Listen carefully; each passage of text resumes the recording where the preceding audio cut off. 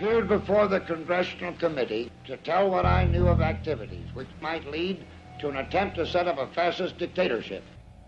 The potential for the disastrous rise of misplaced power exists and will persist. The very word secrecy is repugnant in a free and open society.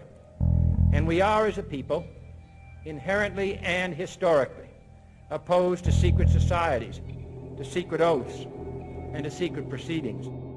President Bush signed a formal agreement that will end the United States as we know it. And he took the step without approval from either the U.S. Congress or the people of the United States. The secret organizations of the world power elite are no longer secret.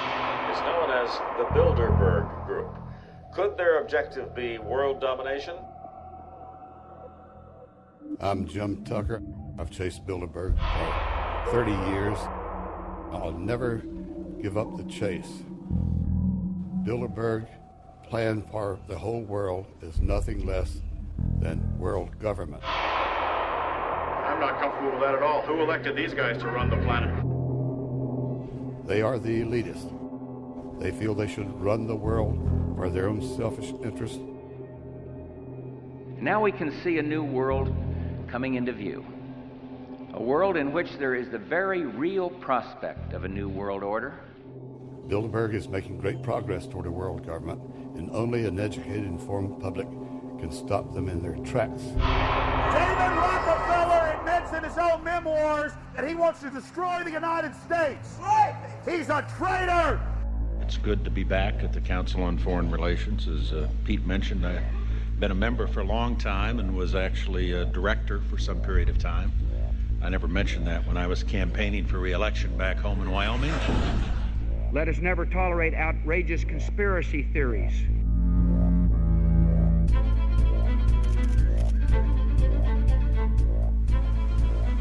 I need you to move off the property, please. Some shots were fired.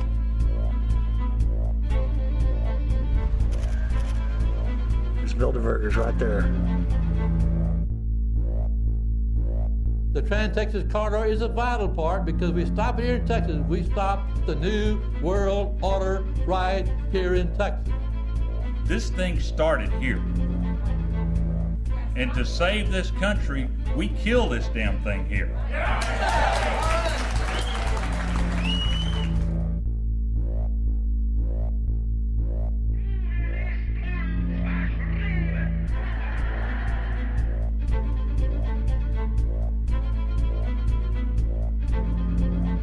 There is a chance for the President of the United States to carry out a phrase his father used, and that is a New World Order. Your New World Order will fall. Humanity will defeat you. The answer to 1984 is 1776.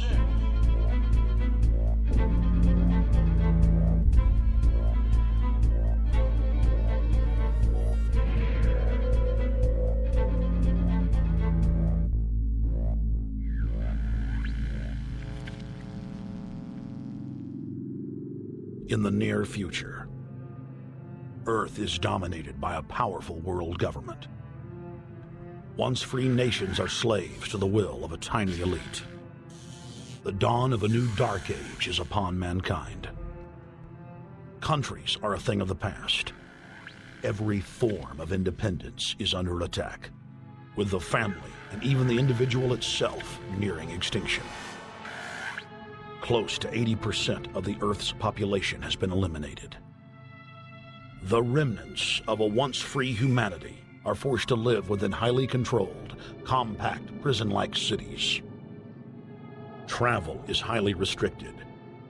Superhighways connect the megacities and keep the population from entering into unauthorized zones. No human activity is private. AI supercomputers chronicle and categorize every action. A prison planet dominated by a ruthless gang of control freaks whose power can never be challenged. This is the vision of the global elite, their goal.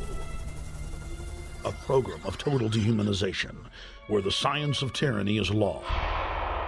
A worldwide control grid designed to ensure the overlord's monopoly of power forever. Our species will be condemned to this nightmare future unless the masses are awakened to the New World Order master plan and mobilized to defeat it. Erected by a secretive group, the Georgia Guidestones are a testament to the elite's plan for a world religion, global laws, with a global court and army to enforce it. And set in stone, it is written that the population never rise above 500 million.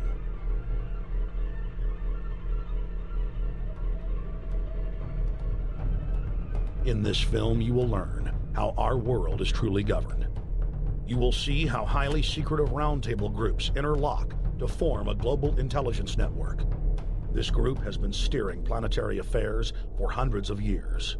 Now, in the final stage, they prepare for open world government. A goal tyrants throughout history have lusted after. Dr. Michael Kaufman is a published ecologist specializing in ecosystem research, forest ecology, and ecosystem classification. Dr. Kaufman played a key role in blocking the ratification of the Convention on Biological Diversity in the U.S. Senate. The concept of a new world order has been around for centuries. It's been receiving tremendous play over the last half of the 20th century.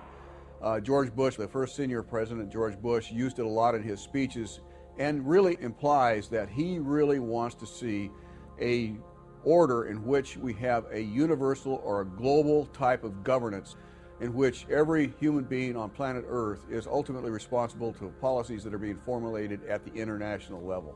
It is a big idea, a new world order.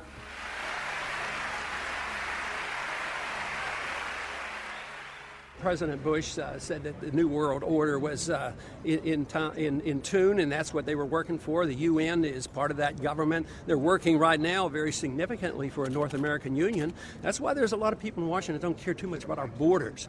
They have a philosophic belief that national sovereignty is not important. It's also the reason I have made very strong suggestion that we need not be in the United Nations for our national security.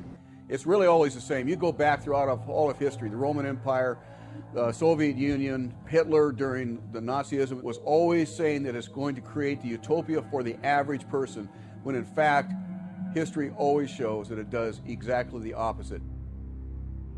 Conquest and empire is as old as civilization. Babylon, Egypt, and Greece. They all built empires in an attempt to rule the world.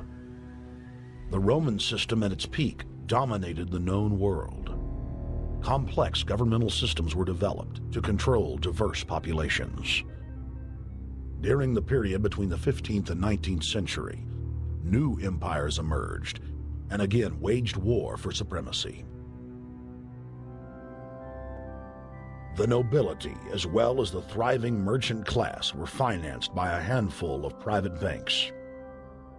Many of the great money houses would hedge their bets and finance both sides of a war. Sophisticated intelligence-gathering networks gave the financiers a clear edge over the governments they were slowly gaining control of.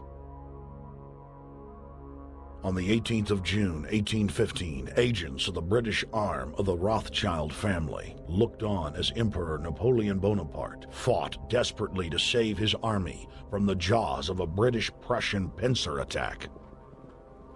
A Rothschild agent was able to get the news of Napoleon's defeat at the hands of Lord Wellington to Nathan Rothschild, a full 20 hours before the news reached London.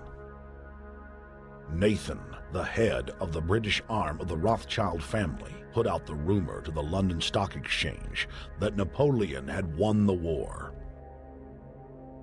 Stocks plunged by 98%, and Rothschild was then able to buy up the entire British economy for pennies on the pound. When the news of Napoleon's defeat finally arrived, stocks soared. Britain was now the undisputed ruler of Europe, and Rothschild ruled England. The already dominant British Empire grew even more aggressive. Her troops and bureaucracy spread across the globe. the sun never set on Britannia's holdings. The banking cartel funded, in fact, since about 1800, they have funded both sides of almost every war.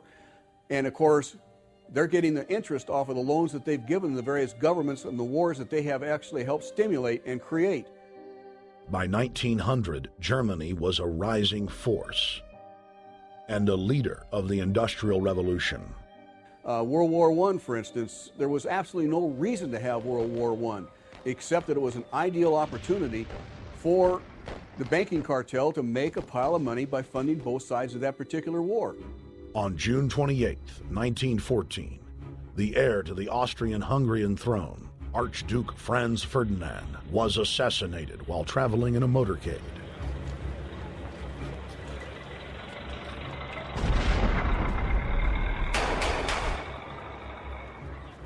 The Black Hand, a Serbian secret society with connections to French and British intelligence, took credit. World War I had begun.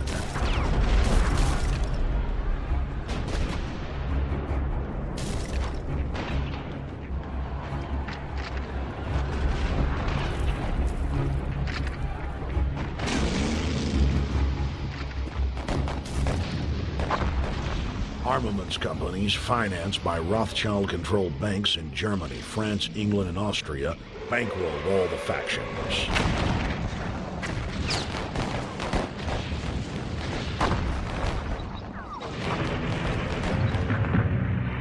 At least 20 million were killed in the war. It was a conflict so terrible the people vowed to never fight again. They dubbed it the war to end all wars. Question is, why did they want war? Well, first of all, is money and power. But secondly, they wanted to create the League of Nations. They had this in their plans all along, and as a consequence, once the war was over or about to be over, they began to formulate this idea of a League of Nations, so this would never ever happen again.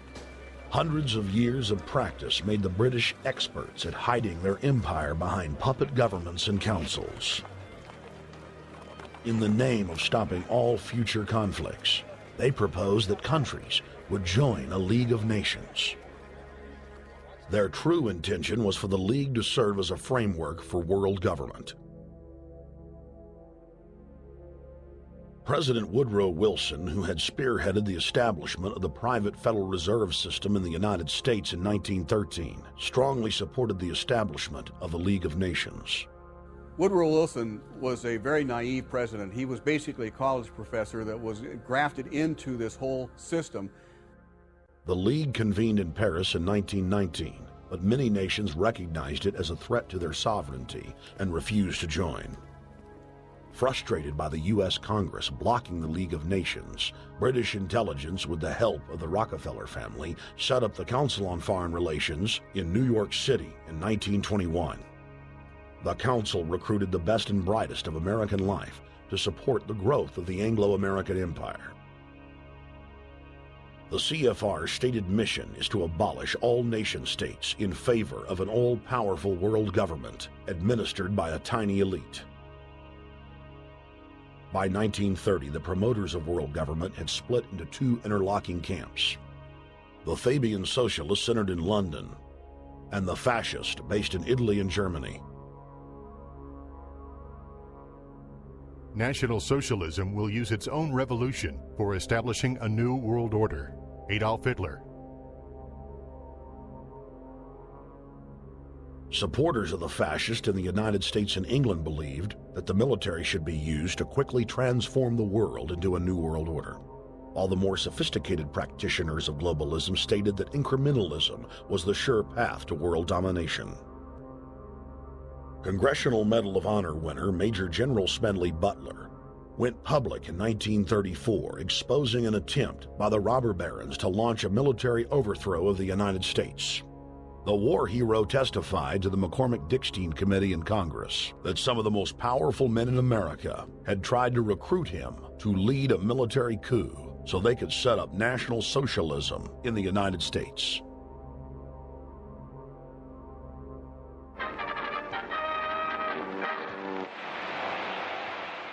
I appeared before the Congressional Committee the highest representation of the American people under subpoena to tell what I knew of activities which I believe might lead to an attempt to set up a fascist dictatorship. I was supposed to lead an organization of 500,000 men, which would be able to take over the functions of government. The fascists had also made deep inroads in England. Edward VIII, King of England, was forced to abdicate the throne because of his public support for Hitler. Was es sich dabei nicht nur das negative Problem der Bekämpfung dieser Lehre und ihrer Organisation handelt, sondern die Durchführung der positiven Aufgabe der Gewinnung des deutschen Arbeiters für den nationalen Staat.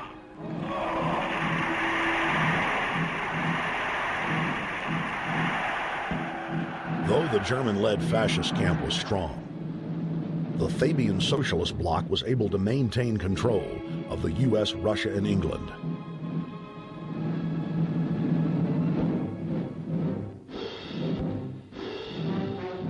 In the build-up to World War II, and during the conflict, the bankers again financed both sides, just as they had done with Napoleon.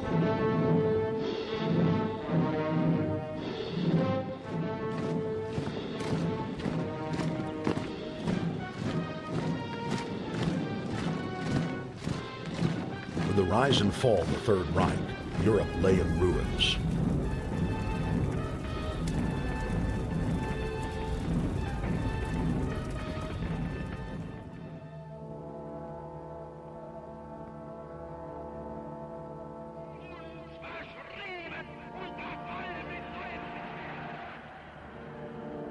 Once again, the elite claimed that only global governance could save humanity from certain destruction. And this time, the elite would succeed in setting up their world body.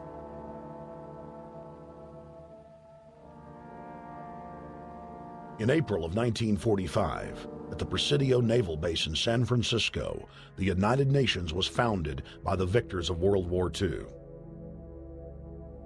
The United Nations complex was then built in New York City on land donated by John D. Rockefeller.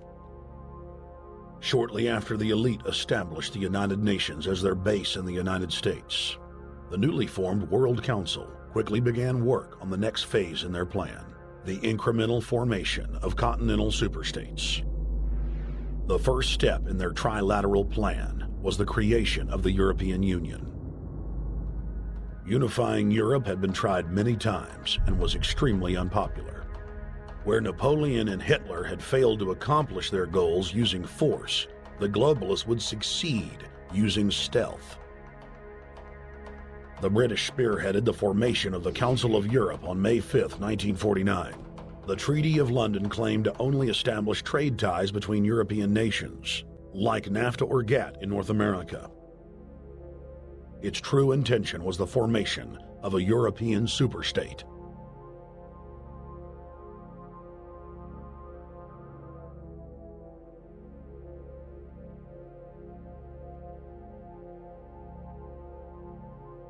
In 1954, the elite of the planet met in secret at the Bilderberg Hotel in Oosterbeek, Holland. The Bilderberg Group would later admit that their mission was the formation of the EU. Once the EU was established, under the guise of trade deals, a North American Union and Asian Union would be formed. The three interlocking superstates formed the core of the global government, while the United Nations would serve as a world regulatory and enforcement body over the Third World subregions. The Bilderberg Group consists of the heads of all of the managing roundtable groups that steer individual countries. Picture the elite power structure of the world as a giant pyramid, with only the elite of the elite at the tip top of the capstone. The group has been so secretive that until the mid-1980s, the controlled corporate media denied its existence. Into the late 1990s, coverage only consisted of rare one-line mentions.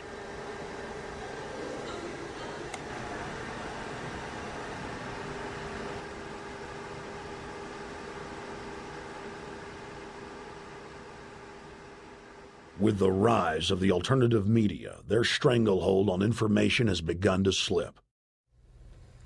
On the outskirts of the national capital today, black limousines with darkened windows converged on a hotel where private security guards imposed ironclad control. The limos carried royalty, political power brokers, and industrial titans to a secret meeting that will last all weekend. It's known as the Bilderberg Group. Could their objective be world domination? Every 4 years, Bilderberg meets in North America, and in June of 2006, we decided to travel to Ottawa, the capital of Canada. The site of Bilderberg.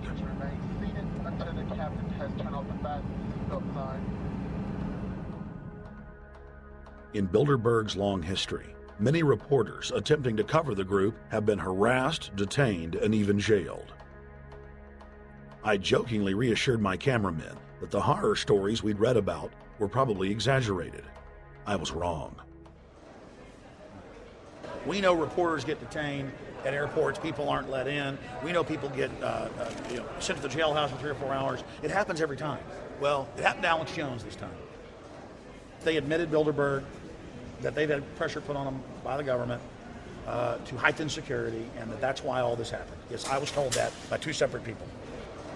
They scoured our records for hours yesterday and hours today, trying to find something on us, and of course there was nothing. It was just scary. I mean, I've been all over the world, and I've never seen anything like this. It was like hours of humiliation. And they said, "What are you here for?" And I said, "Well, I'm here to, cover the media, covering a political event. I hope to talk to some members of Parliament." I was answering all the questions. It was clear I wasn't a threat. It was clear I didn't have any criminal record. It was clear I was press. It was clear I was coming to interview people. They were going to deny me. They told me earlier that I was probably going to be denied, and then you guys showed up, and everything changed. So what's your plan now? My plan is to go out and try to interview Jim Tucker, try to go down to the Bilderberg Group and maybe catch some of them still arriving, and try to still make a documentary.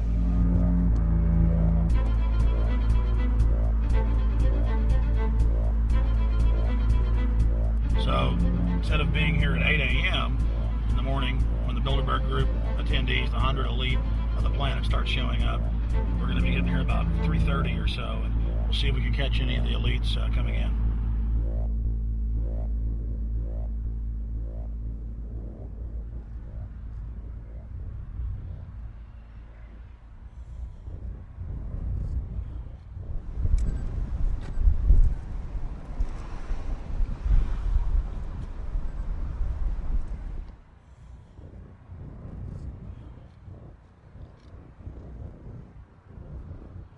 What do you think's on the agenda for this edition of the Bilderberg Society's annual meeting?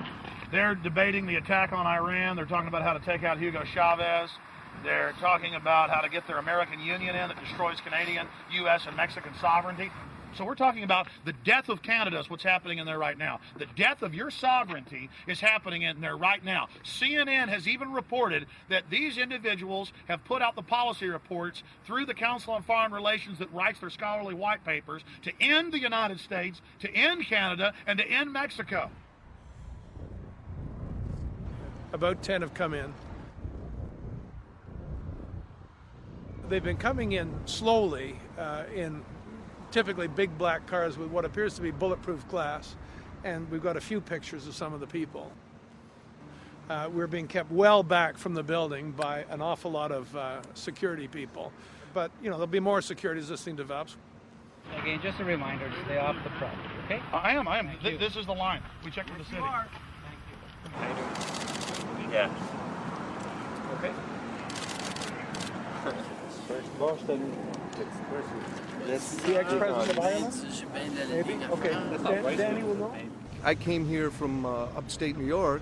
I booked a room way in advance. When I checked in at 10 o'clock at night, they told me I had to be out at 8:30 in the morning. And so, of course, I complied to what they wanted. I wasn't happy about it because I had been tired. I drove quite a long way.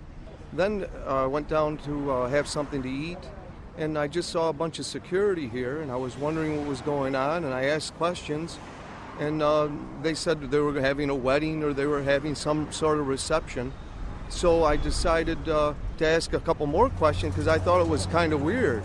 And then I saw them from my hotel window. They were in the back with flashlights looking at the trees, looking up through the trees, and they were also in front of the hotel, combing. It looked like combing the hotel. So I kind of was wondering what was going on, and I left.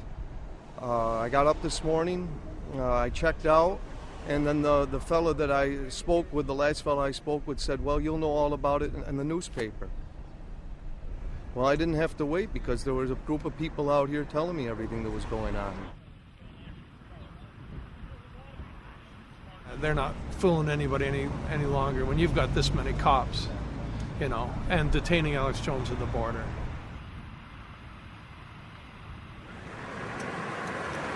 Get them on both sides. Yeah, you crook. Yeah, you're going to go to jail like Ken Lay. Oh, yeah, there's one right there. Hi. Hey, we're not your property. We're not your slaves. We're going to defeat the New World Order. The New World Order is going to be defeated. You realize that? I'm glad you do.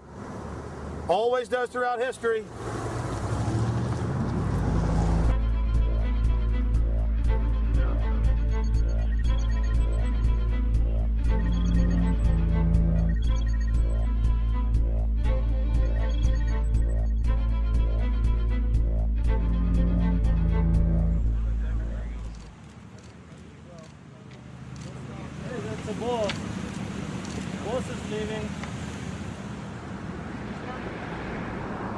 Etienne Davignon is the honorary chairman of the Bilderberg Group, as well as the head of its steering committee. The committee he heads selects and invites each year's attendees. In the last decade, the list of attendees has been leaked to reporters by moles on the inside. Veteran newspaper reporter Jim Tucker has been covering the Bilderberg meetings for over 30 years and has physically attended more than 20. We traveled back to our hotel to see if Jim Tucker received the 2006 list. First heard about Bilderberg in 1975, and I said, I don't believe it. That's not possible. Who in hell's Bilderberg? I spent 20 happy years with metropolitan newspapers. All the wires are clicking at my ear. That could not happen without me knowing about it. And the thing that first impressed me most was columns in 1957 by the late, great Westbrook Pegler, widely syndicated columnist. He wrote 2 lengthy columns about how approximately 100 leaders of international finance, heads of state, high public officials were meeting behind armed guards and closed doors on Jekyll Island, sealed off. What are these powerful internationalists doing? And why is it so secret? Why do they have armed guards outside? Why is it sealed off? The newspapers totally ignore it. Not a word. Total blackout in the United States. Since then, I've never stopped pursuing Bilderberg or the whole international gangster organization led by Rockefellers and Rothschilds as they manipulate the world for their own selfish interest.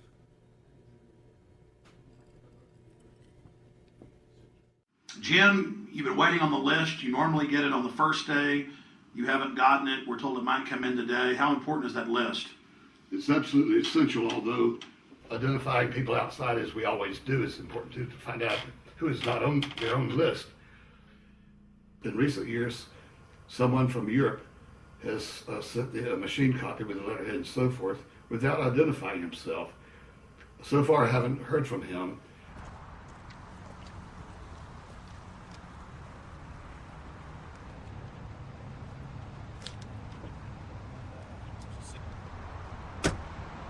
Well, Bilderberg assumed that name in 1954 at their first meeting as Bilderberg at the Bilderberg Hotel.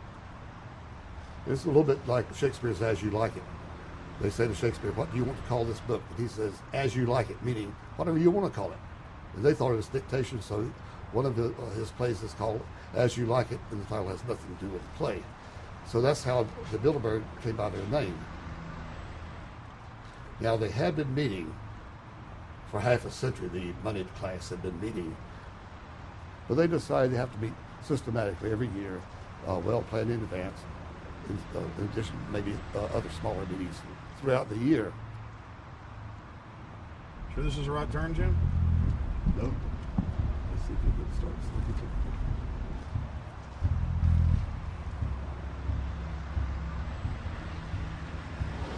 This is the global government. They are setting the world agenda. Inside right now, they're deciding on whether or not there will be a war with Iran. They're deciding whether or not taxes will increase, whether oil prices will be suppressed or increased. There's much more on the agenda that we'll be finding out in the fullness of time. But those are 3 items that are heavy on their list this year.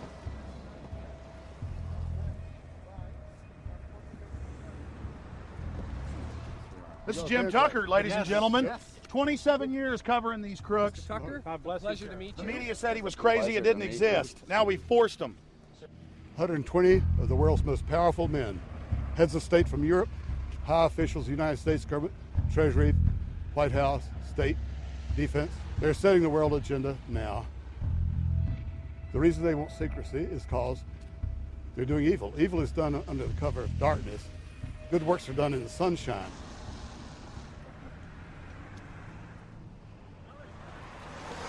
Hi, how you doing?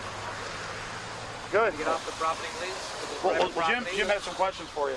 I need you to move off the property, please. Okay. Private property. Sure. It's a public sidewalk. Oh, yeah, we are cooperating. Thank you. Right onto the sidewalk. Yeah, there's no implication that we aren't cooperating. Right onto the sidewalk and stay there, please. Sure, yeah, thank you. Great. Jim has some questions for you. Again, I need you to stay right on the sidewalk. Yeah. Thank you very much. We actually checked with the city. The property line's actually right here. Also, that's good. Property line's actually right here.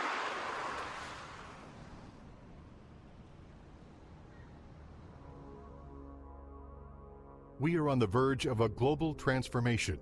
All we need is the right major crisis, and the nations will accept the New World Order. David Rockefeller. We saw David Rockefeller and the Corn Black at the beyond the hotel, and they had no bodyguards. One of my friends shouted, "Hey, Rockefeller!" and he turned back and he was afraid.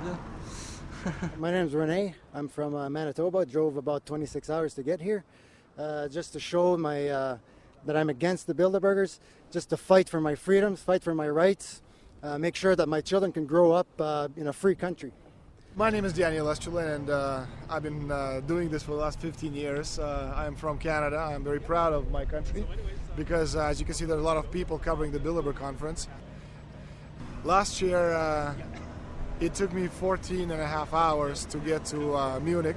I was pulled off the plane in Milan. I was pulled off the plane in Munich. They interrogated me 4 hours in both places. I was able to call a friend, a journalist in Rome, as a result of his presence and others. Calling the Foreign Ministry Department in Italy, they backed off and they let me go.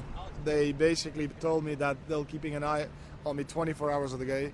The little hotel where we were staying at, Jim and I, out of the 20 rooms, 6 were occupied, 3 by the CIA and 3 by the German Secret Service. That's how serious these people are, and that's how afraid they are of actually what we may be able to reveal and what we actually do reveal publicly about the Bilderberger intents. Daniel Estrelin has covered the Bilderberg meetings in Europe and North America for more than 15 years. His book, Club Bilderberg, has been translated into more than 20 languages and is a global bestseller. Estrelin has photographed many past Bilderberg meetings. Rockefeller frontman Henry Kissinger is always a key participant. Here you see the president of the CFR, Richard N. Haas, followed by Vice Chairman of Rothschild Europe, Franco Barnaby, who is speaking with Henry Kravitz. And behind them is Richard Holbrooke, former U.S. Ambassador to the United Nations. The head of Daimler Chrysler, Jürgen Erich Schrimp, arrives by helicopter. Here, the owner of the Washington Post, Donald Graham, escorts Indra Nooyi, the head of PepsiCo. Queen Beatrix of the Netherlands, whose father, Prince Bernhard, founded Bilderberg, is a leading figure in the group. Of course, globalist kingpin David Rockefeller, seen here with his bodyguard, James Ford, always attends. The then newly appointed World Bank chief Paul Wolfowitz is photographed at Bilderberg 2005. It has been reported that Wolfowitz had attended previous meetings while still the Deputy Secretary of Defense, a violation of the Logan Act. Under the Logan Act, it is a felony offense for any member of the federal or state government to meet with members of a foreign government without the express authority and authorization of the President or Congress. Put simply, it is illegal for members of the government to meet secretly behind closed doors with foreign power brokers due to the problems of corruption and espionage that it breeds. For this reason, many prominent politicians attend, but their names do not appear on the official list. Despite the Logan Act, the governor of New York's name, George Pataki, does appear on the list, and we were able to catch the governor on tape walking with David Rockefeller at Brook Street. Multiple staff members inside Brook Street reported to us that Hillary Clinton attended for half a day. Several armored limos with diplomatic plates did arrive with police escorts and offloaded their passengers in the underground parking garage out of the sight of the press. Former World Bank President James Wolfensohn sardonically stared at our cameras. They're upset about the fact that they're being exposed. Well, I'm sure they are. I mean, look at the tinted windows. They don't want to be seen. They don't want even anybody to know they're here. So I'm sure they're ticked, and that's why we're here to try to expose them. Do you think that they were angry that they were on the front page of the local paper today? You think they're in there reading it right now, Jim? Yes, but I don't think they're happy about it. They prefer nothing at all, no publicity. They prefer absolute secrecy. Yeah, you better look away. We're not your slaves. You don't own me.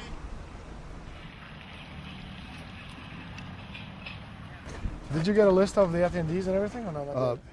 No, I've asked for one under a slight variation of my name, and I don't know if I'll get it or not. Also, it could happen today. For the last 3 years, I get back to the hotel. And there's a copy there waiting for you. For somebody who does not identify himself. I mean, I'm not just not revealing the source. I don't know the source myself. But a fact, because they want the Bilderberg letterhead on it, and makes a nice memento. Perfect. Alex. Yeah. That's Chalabi, eh? You think Chalabi? No, I don't think. I know. It looked like Chalabi. I knew it was a fat guy. Yeah. That was Ahmed Chalabi? Yeah. Oh my God, then they're really going to attack Iran. This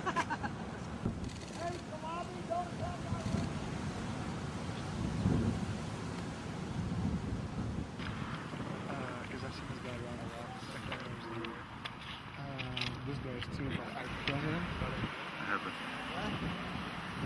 It's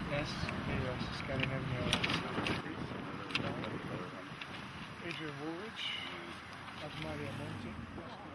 Over the last couple of years, they've been reeling with the amount of leakage that they've been experiencing, so it's getting harder and harder. But again, it will never get too hard for us because of the sources that we have inside are top-notch sources. People who are actually working for them, the Secret Service, the second layer, people in the Bilderbergers, the clerks, the administrative office, they're there. They are our eyes and ears, and every time there's something out, we always get the information. That's Francisco Pinto Balsamao. I think that's the Queen. It's the Queen. Oh my God, you can't kiss her hair. You see her? Yes. Oh my God. The Queen of Holland. What usually happens, the Secret Service guys who are protecting the Bilderberg delegates, the staff, the cooks, the chefs, when they actually get to see and to hear what some of these nasty people are talking about, they're the first ones to look for us and the first ones to make sure that we get the information from the meeting. We're very rigorous with information that does come out. We double, triple, and quadruple confirm the sources, make sure that all the information checks out. A lot of the stuff, the Bilderbergers have planted information, make sure that this disinformation nullifies the accuracy of the reporting, which is why we never publish the first thing we hear.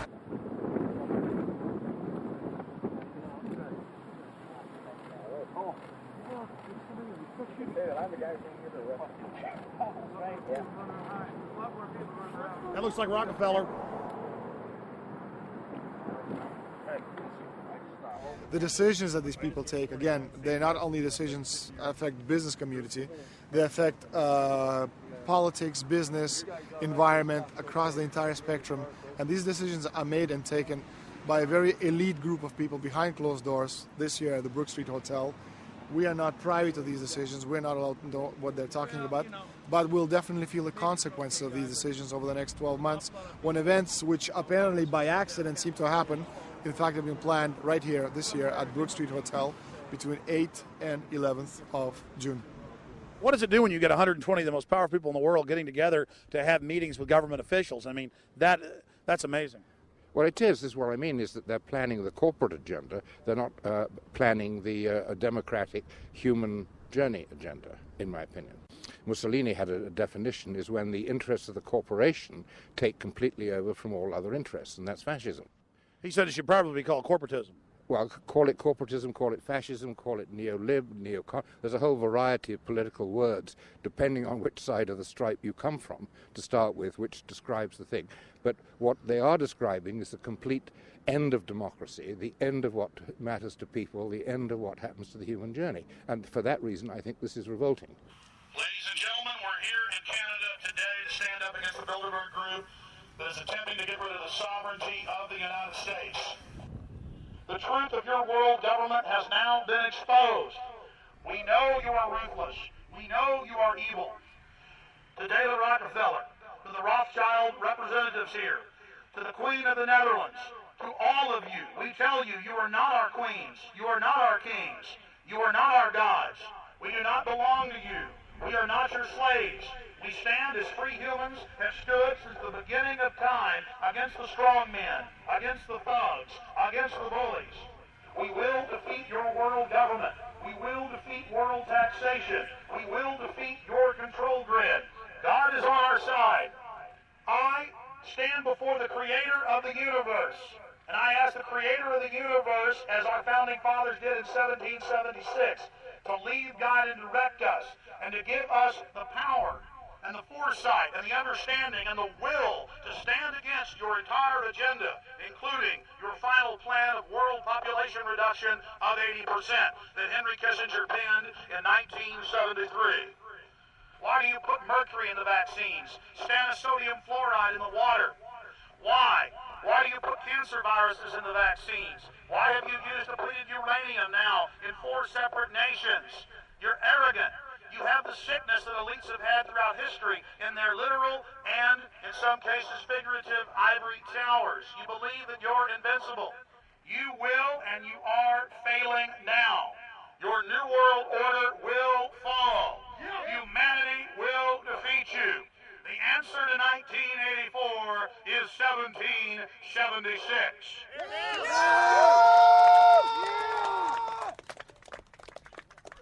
Bilderberg is an elite organization, and the way it works, the protocol of the meetings is the staff, after they're vetted out, they're told exactly how they're supposed to behave themselves, meaning that they can never address the attendees, they can never speak to them unless they're spoken to first, they can never look them in the eye.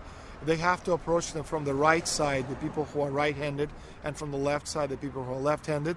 They can never look them straight on. And needless to say, all the information that is being spoken during the conferences is under no circumstances allowed to come out. That's what they're told.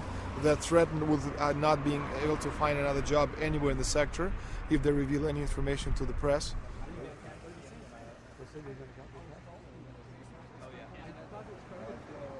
Richard Holbrooke?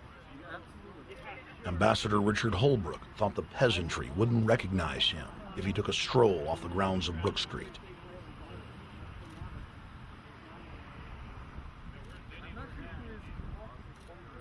Holbrooke cackled when I told him that we were not his slaves. Holbrooke, we're not your slaves, Holbrooke. We're not your slaves.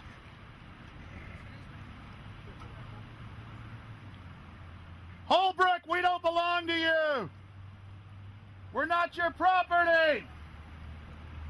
Get back on the sidewalk. We're free humanity!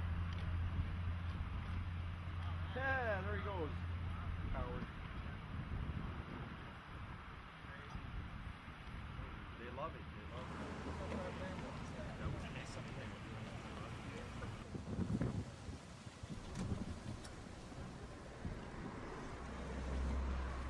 Okay, we're going to be going around the back here, guys. Hey guys, how you doing?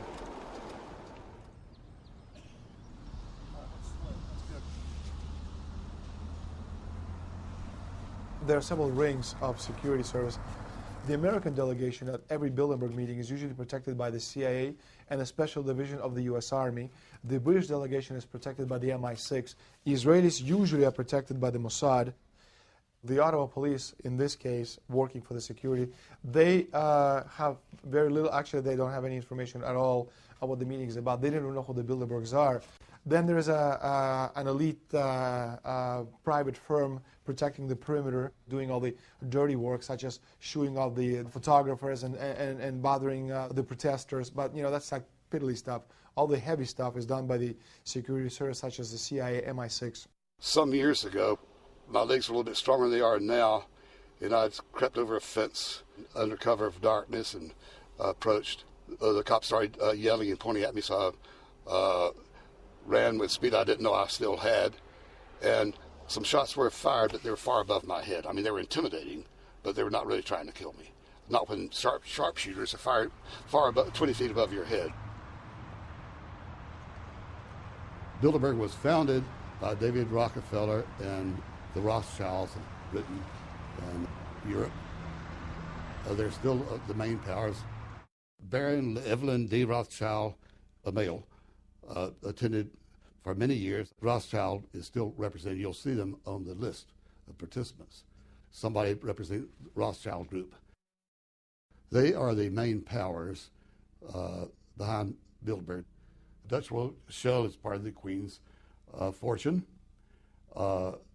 Of course, the Rockefellers have always had heavy oil interests. That was the original source of their old money from the old man. Jim just got the official Bilderberg letterhead list from his mole inside the Bilderberg group. Let's go look at it. Wall Street Journal.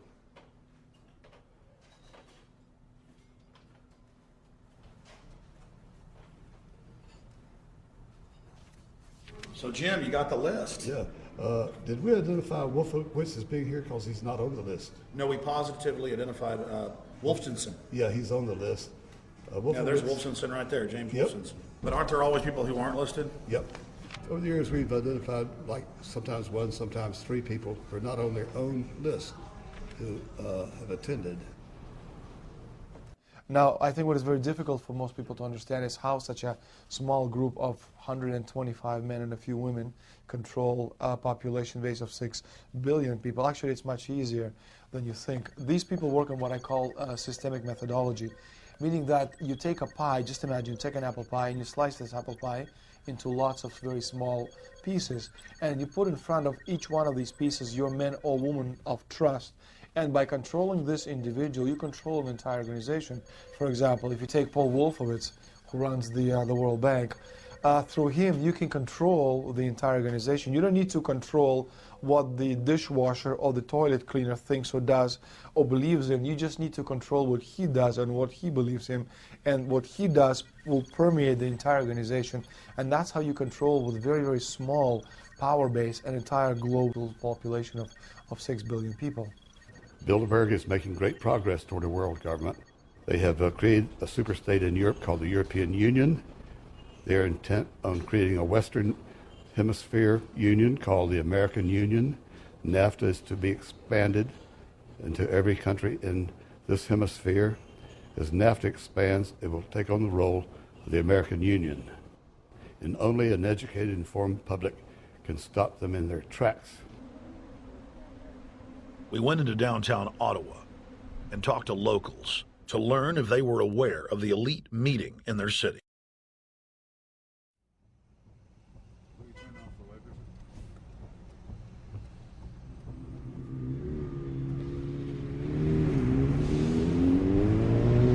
Hey guys, attention just for a second. I just need to tell you that a group just met here in Canada and they're trying to get rid of your sovereignty, merging you with the U.S. and Mexico. See, it's not funny, I'm serious. And your news isn't going to tell you about this. This is deadly serious, so I'm just letting you know and I'm telling you about it. As they say, they are the guys that run the world. They make the decisions for we, and we just carry it out. Sir, did you hear about the Bilderberg Group meeting here in town, the 120 most elite people in the world? No. Hey, did you know that the elite's meeting here in town right now? Have you heard about it? The 120 crime bosses? None of you have heard of it? None of you guys have heard of the Bilderberg Group? They're meeting right now. In the city, around 10% of the people were aware of the New World Order agenda. When we traveled to Parliament, close to half of the people we randomly spoke to were informed.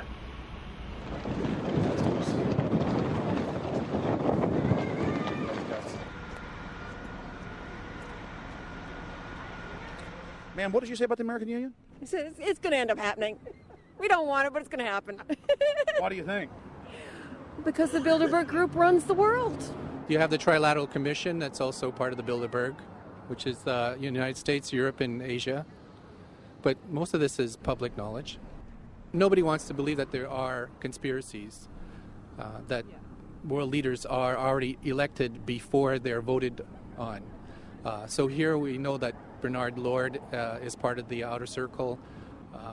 I was surprised to read that Harper addressed the group in 2003 because my understanding was nobody gets into politics without becoming part of the Bilderberg Group. And then you find out afterwards that that is the case, that they have... Well, Bill Clinton went there in 91, George Bush Sr. back in like 85. And Blair, same thing. Who we think that we're electing as leaders have already been pre-picked for us. Whether it's liberal or a conservative, they're already part of the group. They own all the horses in the race. They own the horses, and I understand that, for example, in the United States, it's a one-party system with two factions, though you think it's two different parties. Oh, it is, yeah. So it's like Bill Clinton constantly vacations with the Bushes, and they call him their son, and they actually staged all that in 92, and all that's come out. It's just all staged. They're not going to let trillions of dollars slip through their hands. The good news is people are waking up, though. When you read human history, when you study it, all you see is elites trying to dominate, subterfuge, Machiavellian backstabbing, and somehow in the last 50 years they convinced Westerners that the government's fine, can do no wrong, trust them. How did this happen? It's easy to lead sheep. I mean, people just follow. They don't want to believe these things will happen. No way. We'll just follow along with the norm. That's all. It's just makes it easier for everyone. What's your view on losing Canada's sovereignty?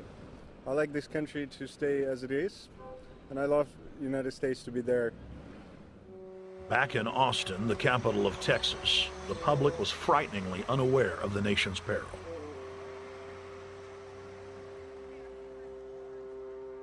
Have you heard about the North American Union? Not really, no. I don't watch TV. No, I haven't. Interesting. I was not aware of that. I don't know exactly what you mean, so... I don't think there's going to be a merger of the three nations. No, I have not. No. No, I didn't know this was happening, so... Yes, I have. Oh, you have heard about it? Yes. After that big rally the other day, don't know about it? I don't know about anything. No, I have not. Have you heard of the European Union? I have, yes. Are you aware of the European Union? Oh, yeah, of course. Have you heard about the European Union? Heard about them. Do you know about the European Union? No. Europe, 15-member group expanding? A what? 15 nations of Europe merging in 2000. Whatever. For over 50 years, the Bilderberg Group constructed the European Union by stealth under the guise of trade deals. Now the elite are using the same secretive program to complete the North American Union. But this time, superstate integration is on the extreme fast track. International agreements like NAFTA, GATT, and APEC were just stepping stones in the formation of the NAU.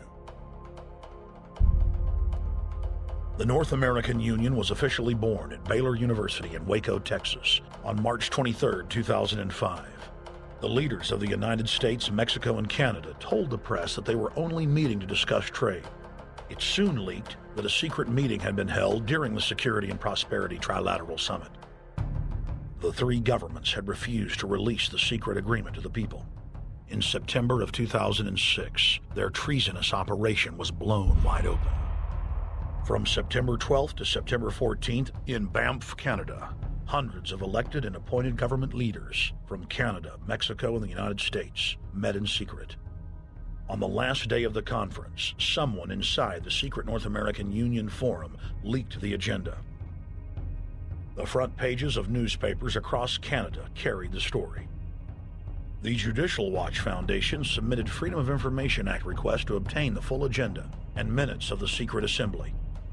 Many federal agencies refused, citing national security. The foundation finally succeeded and did receive thousands of pages of documents. The documents marked unclassified are the blueprints of a shadow government ruling by bureaucratic and executive fiat. The pages chronicle an already operating North American Union. Transportation, law enforcement, agriculture, regulation, banking, manufacturing, construction, education, immigration, and even the military are being merged with no input from the people or their elected representatives in Congress and Parliament. One of the first items on their agenda was to stress how important it was that their plan, quote, be carried out by stealth.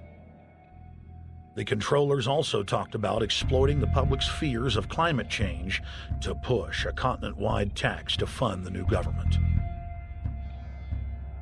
Globalist tool Robert Pastor is incessantly paraded on the world stage as the man behind the North American merger. When he testified before Congress, he pushed the idea of a continental security perimeter that erases national boundaries and merges the security apparatus. The best way to secure the United States today is not at our two borders with Mexico and Canada, but at the borders of North America as a whole.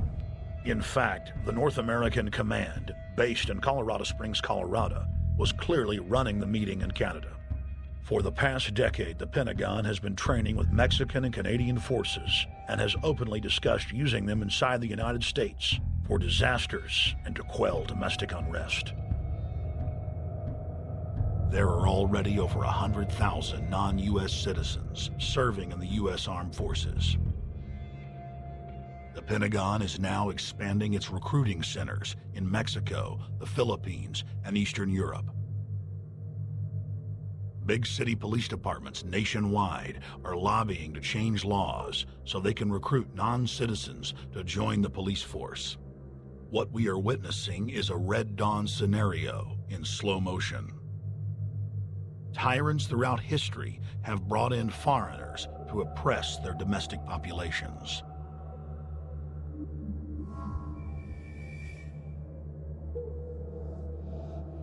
When their coup by stealth was exposed, the three governments went into damage control mode. The Security and Prosperity Partnership quickly staged a show summit that was held in Ottawa, Canada in February of 2007. It is the only way that we can achieve security and prosperity for our people is through this cooperation. We actually occupy one physical space, the North America. We've also had a chance as foreign ministers to talk about how we cooperate in the region and indeed in the world. Protesters who were upset about losing their countries and freedoms were not tolerated. A couple of weeks ago, an Al-Qaeda supposed whatsoever, the Security and Prosperity Partnership has been signed without any sort of parliamentary debate. Globalist publications have been open with their frustration that the population has not bought their latest PR stunt. As integration inside the European and American unions accelerates, the superstates themselves are being merged.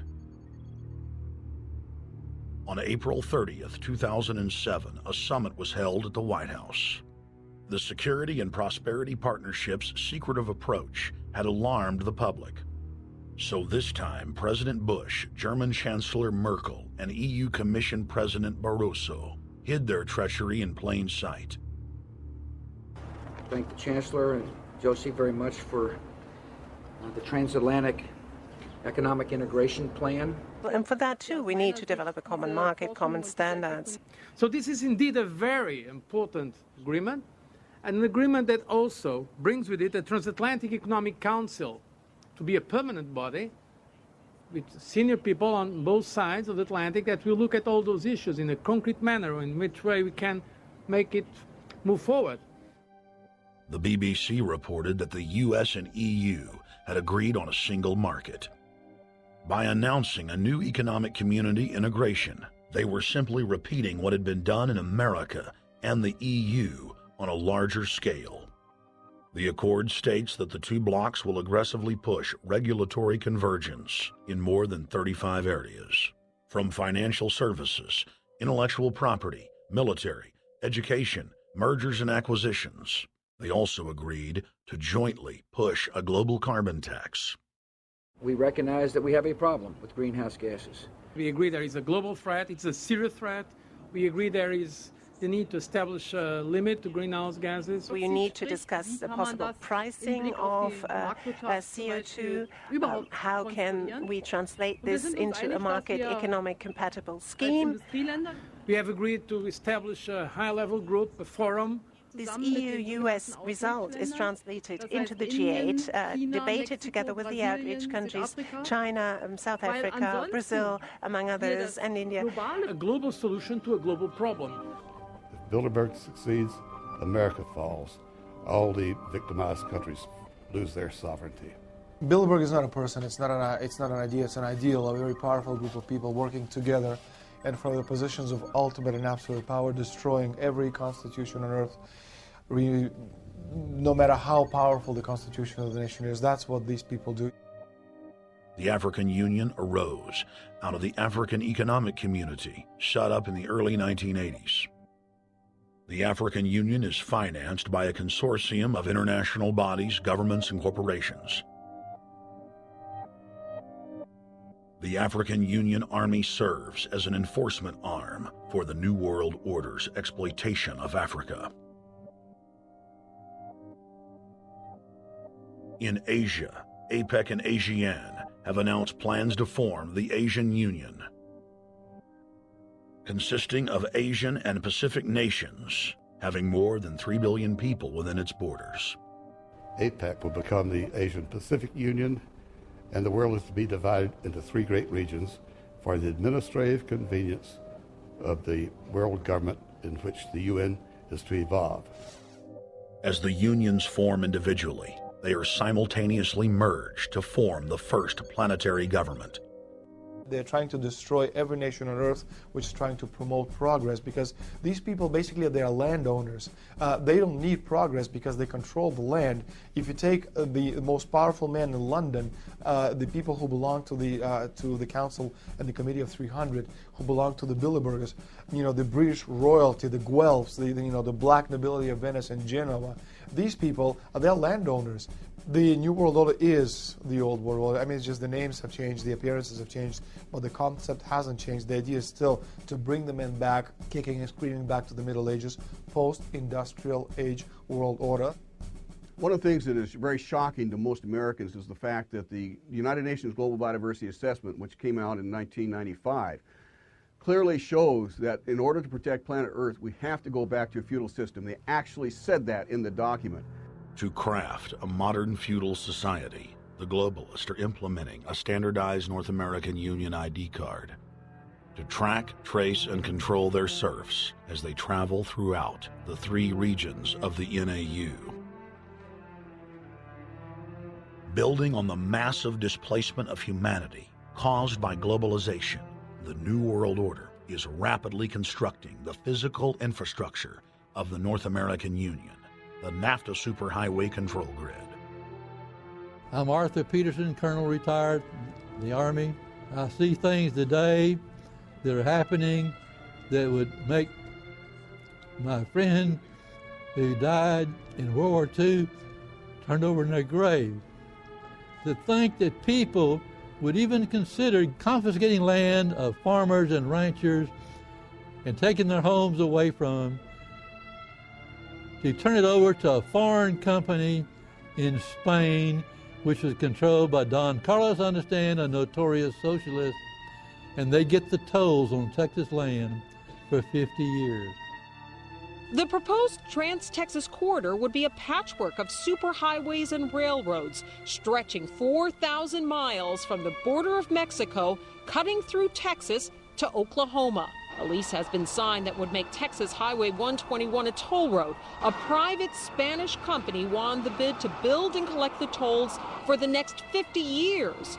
These deals with private companies are being negotiated largely in secret, and many state lawmakers are worried taxpayers are being sold down the road. Critics say it's a threat to our national security.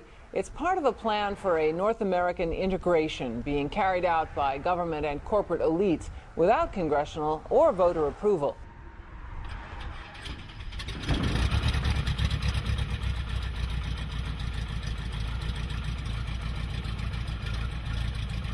We took to the air over central Texas to get a bird's eye view of the Trans-Texas Corridor, which is under construction and will form the heart of the Trans-NAFTA superhighway system.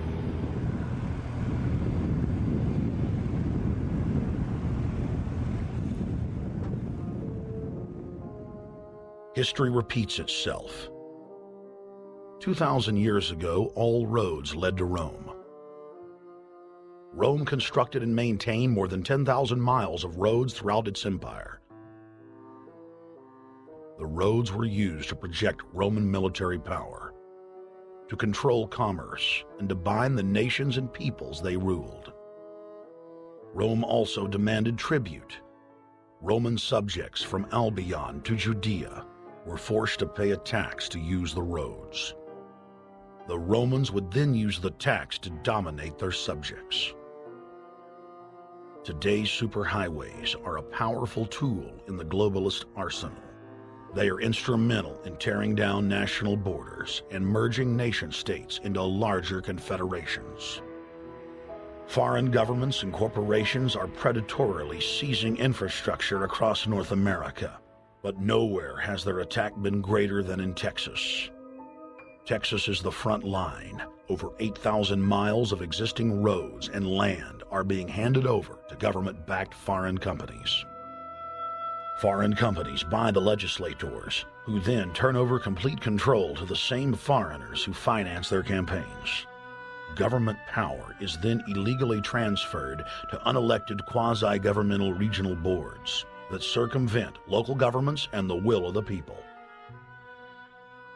The next stage of this world government plan is to have a transportation control, and that is called the NAFTA superhighway, or in Texas called the Trans-Texas Corridor.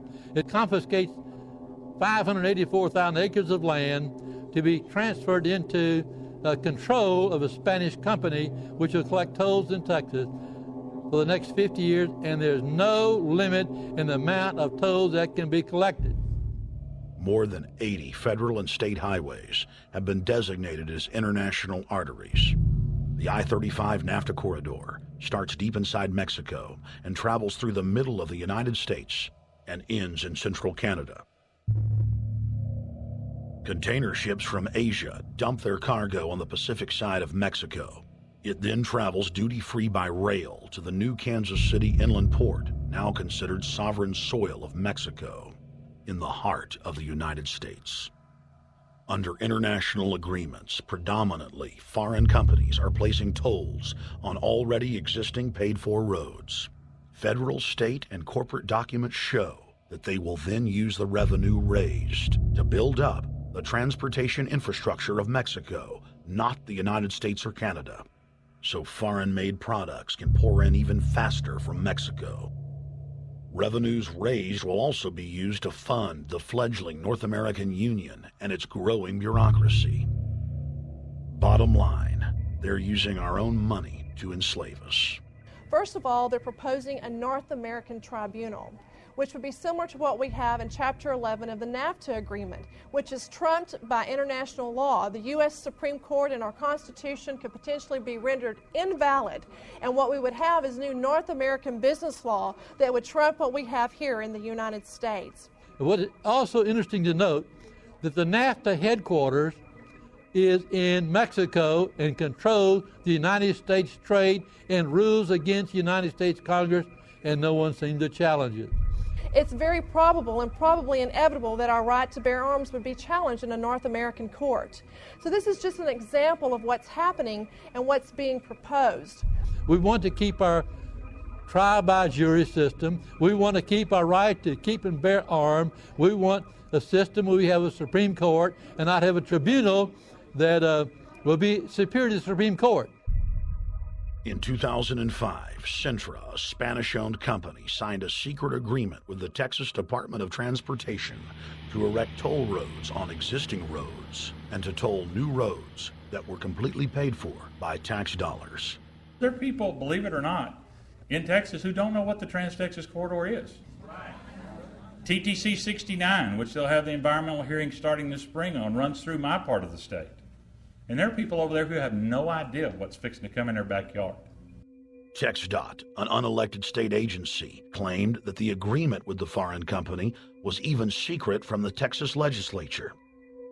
When the truth came out, newspapers across the state called for heads to roll politically. Cintra's response was to have its Australian subsidiary make its first U.S. newspaper buy. Every newspaper they bought was along branches of the Trans-Texas Corridor and had been critical of the toll road plan. The cost of 40 or 50 newspapers is nothing compared to the profits that'll be made. Just Phase 1 alone of the state toll road plan is estimated to raise more than $200 billion in just the first 15 years. And Texas is only a small part of the global panorama. A combine of transnational companies is aggressively consolidating public finance infrastructure worldwide, and the same interests are erecting a world government according to their rules. A literal wonderland of corporate corruption, where governments simply act as vacuum cleaners, sucking up the wealth and resources of the middle class and transferring it to offshore bank accounts, leaving behind a cultural and economic wasteland of easily managed slaves. The whole purpose about the North American Free Trade Agreement is not about trade, it's about control. Control of people. CAFTA is even worse. Control of people. It's not about trade, it's subsidized trade with taxpayers' funds.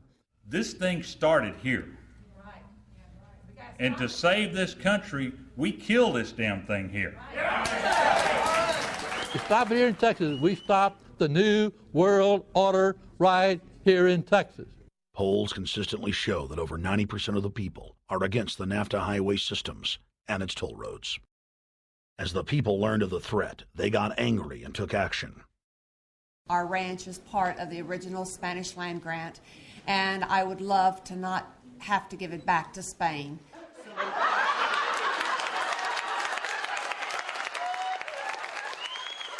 Opponents of a proposed superhighway today held a major protest.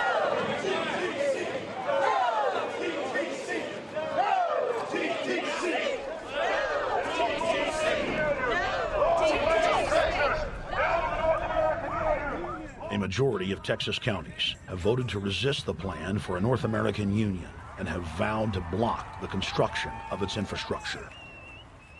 Heck, we already know in a law that was passed by a subservient United States Congress, where practically nobody in the entire Congress stood up and said, no, they've already passed a law saying all their driver's licenses are going to be chipped. Well, I'm telling you right now, I'm not going to carry in a driver's license that's got a chip in it so Big Brother can watch everywhere I go and see everything I do. No, no, hell no.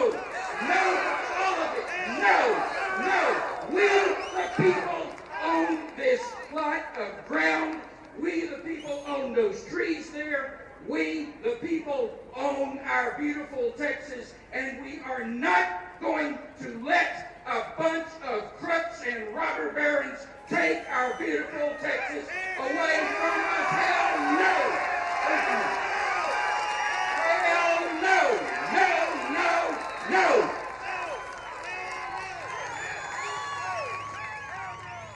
RFID tracker chips embedded in state inspection stickers and toll tags are already being used to track the population.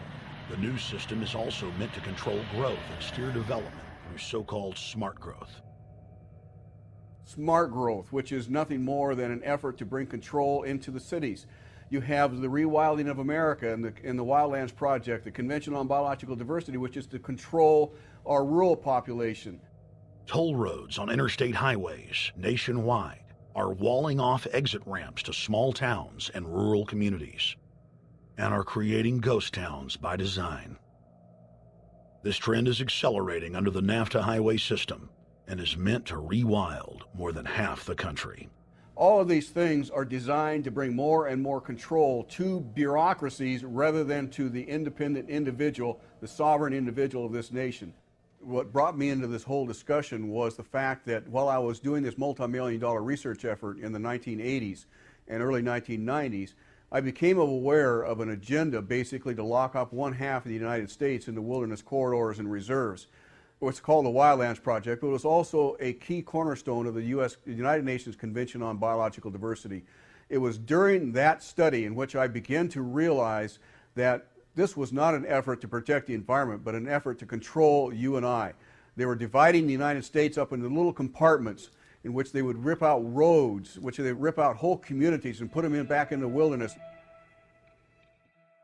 The federal highway system was designed by Pentagon war planners in the 1950s to serve as a rapid deployment conduit to move ground forces for the defense of the United States during invasion. The unconstitutional Northern Command is now using the highway system as a force projection matrix to dominate populations across the United States.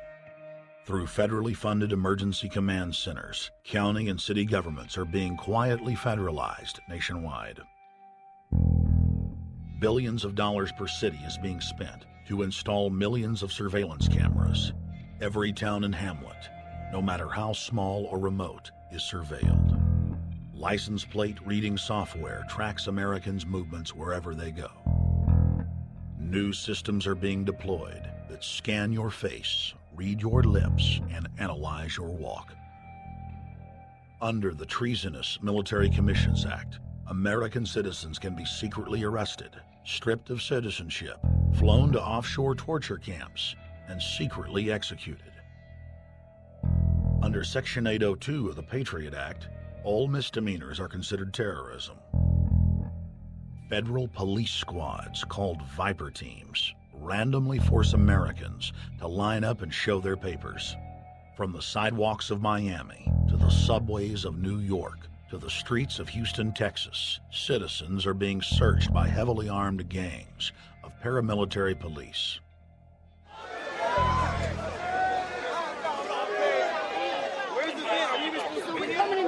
Come on, guys, come in. Yo, can you get that camera off of us, sir?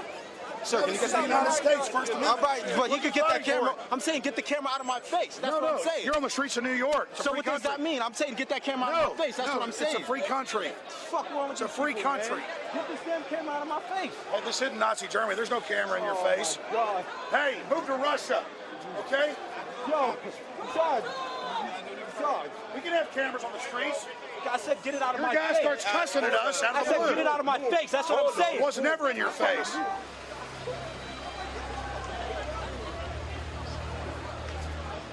Yo. Long before 9/11, the Pentagon was aggressively violating the federal law that bars the military from policing the American people. Coast to coast, for more than 2 decades, teams of troops would just appear out of nowhere and randomly stop cars and search pedestrians. The acclamation accelerated with regular Army searching bags at the Super Bowl and the Kentucky Derby, as well as other high-profile events. Then President Bush signed a Defense Authorization Act, which radically increased the funding for the already bloated shadow government. In the act, the executive branch formally announced that it was preparing for domestic insurrection and went on to preemptively strip the state governors and legislatures of their powers. The federal government is openly announcing that it is the only authority as it treats the people and the states as enemies. Then on May 9th, 2007, President Bush unlawfully granted himself new powers. and the presidency officially became a fiat dictatorship. In the past, continuity of government has been shared by the legislative, judicial, and executive branches of government. Now, all power resides with the president. For the smallest of reasons, including, in the document's own text, any incident in the world, regardless of location, that affects population, infrastructure, environment, economy, or government functions can trigger, at the president's will, total martial law. It is important to add that the president is merely a puppet of the global crime syndicate and may not use the new powers, but simply pass them on for use by future puppet administrations.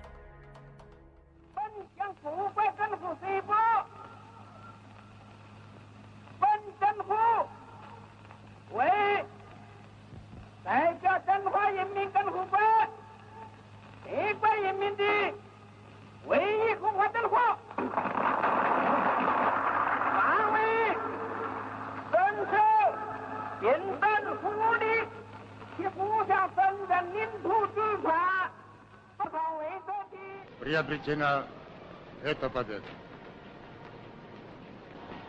Не забывайте принесенных вами жертв.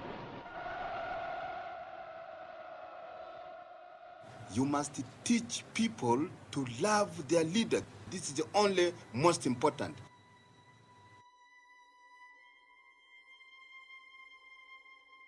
Why don't we learn from the mistakes of our ancestors? Why does humankind find itself bound in a cycle of bloodshed and enslavement?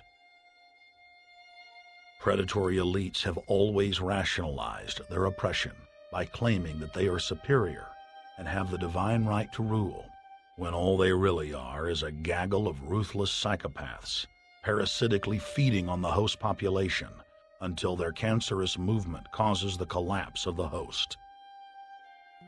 There have been thousands of tyrannical governments in history, and less than 10 that can truly be called free. In the 20th century alone, over 150 million people were murdered at the hands of the state. In Russia, the Red Terror consumed the lives of more than 60 million men, women, and children. Hitler's war killed 22 million. During Mao Zedong's reign alone, more than 60 million peasant farmers were killed. And the list goes on. 300,000 innocent civilians killed in Guatemala. More than 2 million souls brutally murdered by the government of Cambodia. 1,500,000 killed in Turkey. 300,000 in Uganda. 800,000 plus hacked to death with machetes in Rwanda. Sadly, there are too many examples of innocent families being exterminated by their governments on an industrial scale to name them all. It is a historical fact that the state is the #1 cause of unnatural death. If you take the 150 million people killed by power-mad government in the last century and divide it by 100,000, the number of souls lost would fill the biggest sports stadium, packed with 100,000 screaming fans, 1,500 times over. That's 1,500 sports stadiums, crammed with 100,000 people each, all exterminated. For those who think it can't happen here or won't happen to them, you have been warned. The carnage witnessed in the last 100 years was only the preparatory phase of the New World Order's master plan. 稍有常识的人都会看出，如果我们的铁骑继续前进，这个螳臂挡车的歹徒难道能够阻挡得了吗？ Hitler and Stalin's crimes are now part of history. But the communist Chinese system of evil is not content with racking up the highest death toll in history. The mass murder and enslavement is still going on today and enjoys the full support and sanction of the New World Order. 摄像机拍下的这个画面，同西方某些国家的宣传恰恰相反。正好说明了我们的军队。 Communist China serves as a globalist laboratory, a proving ground where 1.4 billion people live out their lives as guinea pigs who serve as test subjects for the formulation of the brave new world. U.S. and British forces worked closely with Mao Zedong during World War II, and at the end of the war, they secretly backed Mao in driving out Chiang Kai-shek and the Nationalists. The OSS, and then the CIA, believed that Mao would have a stabilizing effect. Bill Clinton's mentor and Georgetown University political science professor Carol Quigley explained in his book, Tragedy and Hope, how the Anglo-American Roundtable groups backed every brand of authoritarianism, from communism to fascism, to ensure that a centralized government dominates the population and the economy as planned. The elite are monopoly men. They seek to create monopolies and dominate populations through the barrel of a gun. In their writings, the leadership of the New World Order has continuously heaped praise on the corrupt communist Chinese model.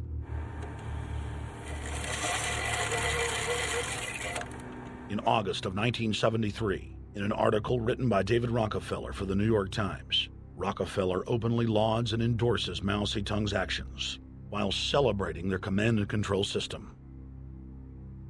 Whatever the price of the Chinese Revolution, it has obviously succeeded not only in producing more efficient and dedicated administration, but also in fostering high morale and community of purpose. The social experiment in China under Chairman Mao's leadership is one of the most important and successful in history. David Rockefeller, New York Times, August 10, 1973. Communist China is the model planned society for the New World Order. China has received more United Nations awards for its policies and form of governance than any other nation. In the eyes of globalist planners, authoritarian China is the future. China adopted the dreaded one-child policy due to lobbying from a consortium of eugenics organizations, which includes Planned Parenthood and the United Nations. Couples that have more than one child face heavy fines and imprisonment. The practice of forced abortion in China, coupled with the cultural desire to have a male child, has plunged China into a deepening crisis where there are 30 million more men than women. The Chinese police state ruthlessly crushes all forms of dissent. Underground churches, Falun Gong practitioners, striking factory workers are all sent to forced labor camps. Their blood and tissue types are cataloged in preparation for organ harvesting. The Chinese government then sells the prisoners' organs to the highest bidder on the world market. If a wealthy patient chooses to fly into China, the prisoner is killed and the organs are implanted. If the organs are being flown out of the country, a mobile execution van extracts the organs on the way to the waiting aircraft. The social engineers of China aggressively euthanize the elderly and disabled. China is merely following the globalist blueprint for the world. The same system of total dehumanization is quietly being phased in worldwide.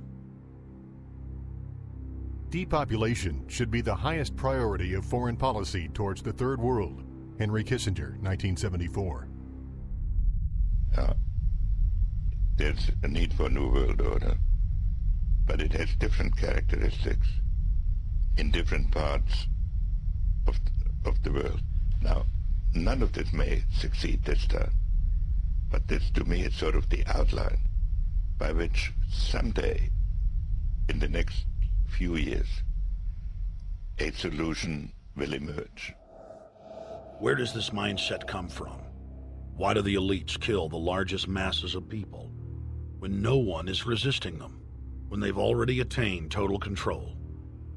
What ideology drives the elite psychopath?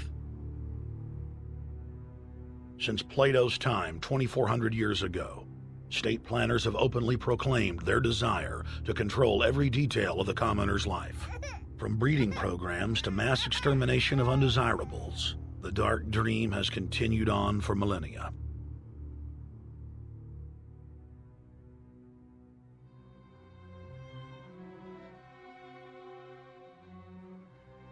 The scientific rationale for tyranny has always been attractive to elites because it creates a convenient excuse for treating their fellow man as lower than animals. Robert Thomas Malthus, famous for saying that a mass food collapse would be helpful because it would wipe out the poor. His fictional scenario would later be called a Malthusian catastrophe. Malthus is important because his ideas led to the rise of a new scientific field that would dominate the course of human history for the next 200+ years. Charles Darwin, an admirer of the Malthusian catastrophe model, developed the theory of evolution, its chief tenet being the survival of the fittest. With the help of T.H. Huxley, known as Darwin's bulldog for his strong support of Darwin's theories were pushed into wide acceptance among key scientific circles throughout England and then the world. Darwin's cousin, Francis Galton, credited as the father of eugenics, saw an opportunity to advance mankind by taking the reins of Darwin's evolution theory and applied social principles to develop social Darwinism. The families Darwin, Galton, Huxley, and Wedgwood were so obsessed with their new social design theory that they pledged their families would only breed with each other. They falsely predicted that within only a few generations, they would produce supermen. The emerging pseudoscience was only codifying the practice of inbreeding, already popular within elites for millennia. The four families experiment was a disaster. Within only 2 generations of inbreeding, close to 90% of their offspring either died at birth or were seriously mentally or physically handicapped.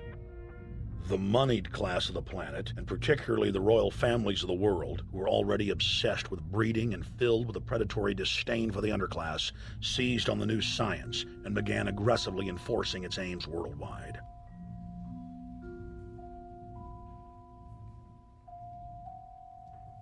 Biometrics appears to be a new science, but it was actually developed by Galton back in the 1870s as a way to track racial traits and genetic histories, and as a way to decide who would be licensed to breed. In 1904, the Cold Springs Harbor Research Facility was started in the United States by eugenicist Charles Davenport with the funding of prominent robber barons Carnegie, Rockefeller, and Harriman. In 1907, the first sterilization laws were passed in the United States. Citizens with mild deformities or low test scores on their report cards were arrested and forcibly sterilized. You're 17, aren't you, Alice? Yes, but what have you done with my folks? Well, we're trying to help them, Alice, and you too. They were taken to the hospital this afternoon. Hospital? Wasn't none of them sick this morning? We thought it necessary to present your family's case to the State Medical Commission. After an examination, they decided there was but one important action to take: to have your entire family sterilized. Why, what's that? I don't know what you're talking about. Now, in this state, we have a law which provides for such people to have an operation so there won't be any more children. I see. Now, we've placed your brothers in institutions where they'll be properly cared for. You can go back to your job soon. I'll arrange to have it held open for you. But I'm keeping my job. I'm not going anywhere. Now, you're going to the hospital too, Alice. And you mean they're going to stop me from having children ever? Exactly. I'm all right, I tell you. I won't go to any hospital. We don't want any trouble with you, young woman. If you refuse to go, the officer here will take you by force. In 1910, the U.S. Eugenics Record Office was set up. By then, the British had created the first network of social workers, expressly to serve as spies and enforcers of the eugenics race cult that was rapidly taking control of Western society. The social workers would decide who would have their children taken away, who would be sterilized, and in some cases, who would be quietly murdered.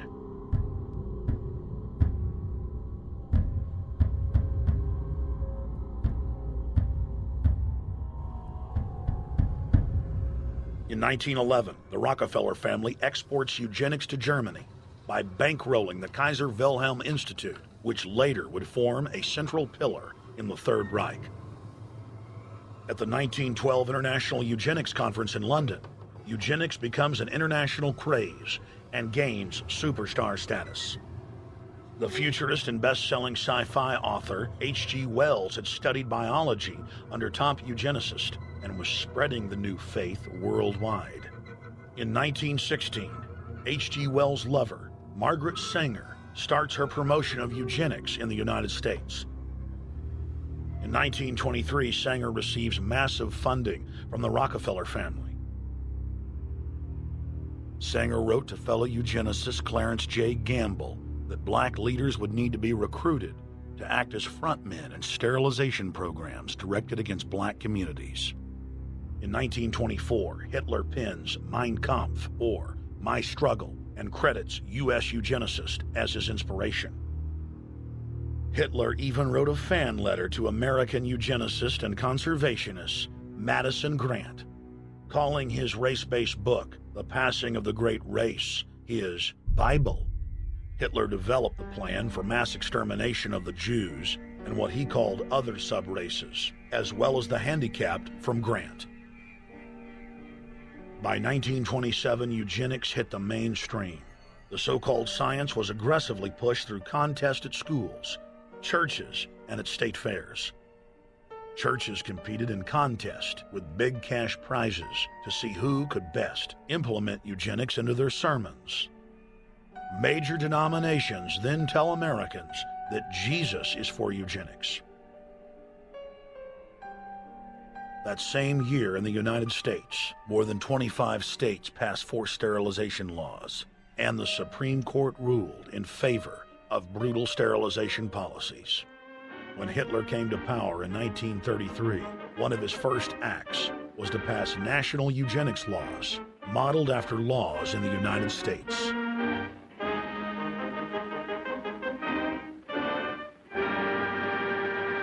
The 1934 film Tomorrow's Children brought the eugenics agenda to the silver screen in the United States. In the case of Miss Mason, I can see no reason for the operation that's been recommended. The girl is perfectly normal. She's hard-working and has a good reputation. Do you know anything about her family background? Oh, yes, Your Honor, I do. There are several other children, aren't there? Yes. What is their condition? One is a cripple. Two others might be classed as feeble-minded. Isn't the oldest son in jail? Oh, yes, I believe so. And knowing all that, you still contend that this girl should be allowed to bring more people like that into the world? She's sound, Your Honor. She's not anything like the rest. Surely she should be given a chance to work out her own salvation. I can't agree with you, Doctor. Suppose she is normal. The chances are that her children will inherit the family taint. Isn't that possible? But, Your Honor, I'm sorry, Doctor. 3 generations of unfit are enough. Petition not allowed. By 1936, Germany had become the world leader in eugenics for taking effective actions to sterilize and euthanize hundreds of thousands of victims. The big 3 of American eugenics, Davenport, Laughlin, and Goethe, were dispatched by the Rockefellers to Germany, where they advised the Nazis on the fine-tuning of their extermination system. With the strong support of the U.S. and England, Germany had gone over the edge, and tens of millions would pay with their lives. At the end of the war, the Allies protected from prosecution the very Nazi scientist that had tortured thousands of people to death. The Nazi brand of eugenics had embarrassed the elites, but they had no intention of stopping their plans. The Allies literally fought with each other over who would get top Nazi eugenicist. It didn't matter if the SS doctors had tortured tens of thousands to death. They were free to go. The Angel of Death, Joseph Mengele, and his boss, Ottmar von Verscher, were not prosecuted, and von Verscher even continued his work in Germany after the war. Eugenicists were angry that their great work had been exposed. They then scrambled to camouflage their agenda. Eugenics Quarterly became Social Biology. The American Birth Control League became Planned Parenthood. New terms like transhumanism, population control, sustainability, conservation, and environmentalism replaced racial hygiene and social Darwinism. Many eugenicists of the previous period engaged in what they called crypto-eugenics. Purposefully taking their eugenics beliefs underground, they became highly respected anthropologists, biologists, and geneticists in the post-war world.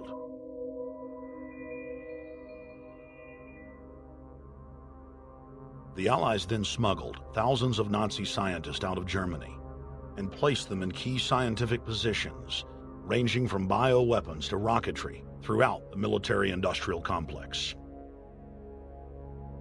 The founder of IBM was a devout follower of Hitler.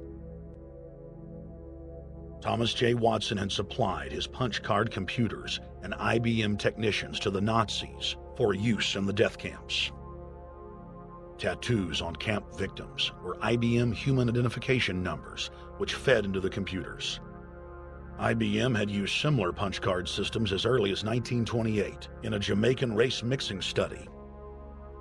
The first real computers were literally invented by a eugenicist for eugenics. UN chieftain and unrepentant eugenicist Julian Huxley argued that since the leaders of eugenics had founded the environmental and conservation movements, that they should be used as vehicles in the formation of a world government. Just as H.G. Wells had envisioned, this government would be controlled by a scientific dictatorship and would be guided by the principles of eugenics. Huxley created the World Wildlife Fund with Bilderberg founder and former SS officer Prince Bernhard of the Netherlands and Prince Philip of England. In the event that I am reincarnated, I would like to return as a deadly virus in order to contribute something to solve overpopulation. Prince Philip, reported by Deutsche Presse-Agentur, DPA, August 1988. Aldous Huxley, author of Brave New World and brother of Julian Huxley, gave a speech at Berkeley in 1962, shortly before his death. He admitted that his best-selling book, Brave New World, written in 1932, was based not on fiction, but on what the elite were actually planning to implement. And here I would like briefly to compare the parable of Brave New World with another parable which was put forth more recently in George Orwell's book, 1984. I'm inclined to think that the scientific dictatorships of the future, and I think there are going to be scientific dictatorships in many parts of the world, will be probably a good deal nearer to the Brave New World pattern than to the 1984 pattern. They will be a good deal nearer, not because of any humanitarian qualms in the scientific dictators, but simply because the Brave New World pattern is probably a good deal more efficient than the other.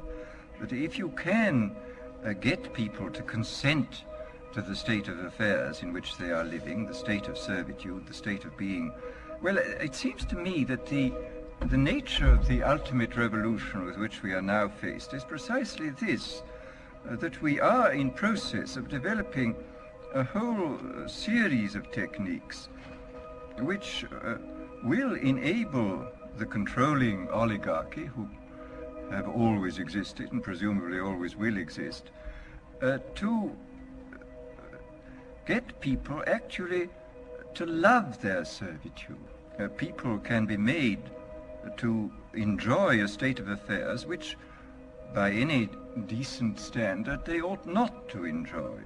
And these methods, I think, are a real refinement on the older methods of terror, because they combine methods of terror with methods of acceptance. But then there are various other methods which one can think of. There is, for example, the pharmacological method. This was one of the things I talked about in Brave New World. And the result would be that I mean, you can imagine a euphoric which would make people thoroughly happy even in the most abominable circumstances. I mean, these things are possible.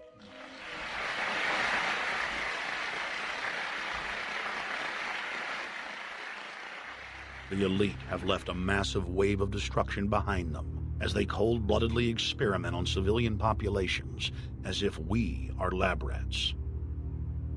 A string of congressional investigations has uncovered more than 20,000 secret tests that were carried out against the American people between 1910 and 2000.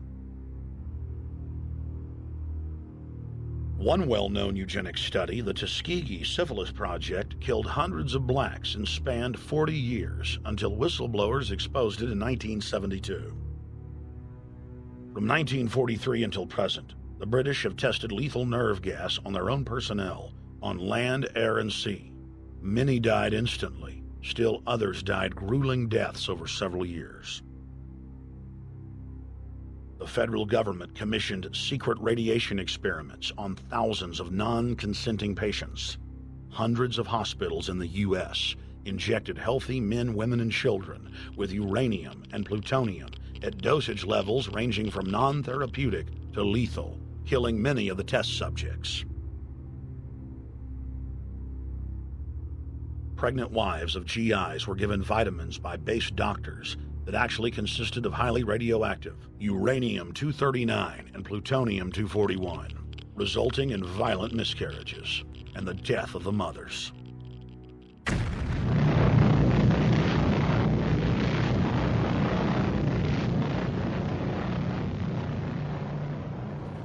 Soldiers, sailors, and Marines were used as guinea pigs in hundreds of atomic and hydrogen bomb tests.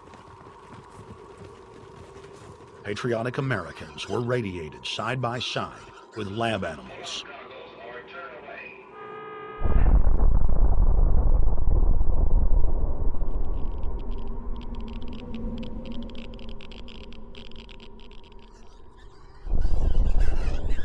Pilots were forced to repeatedly fly through mushroom clouds of DNA-destroying radiation.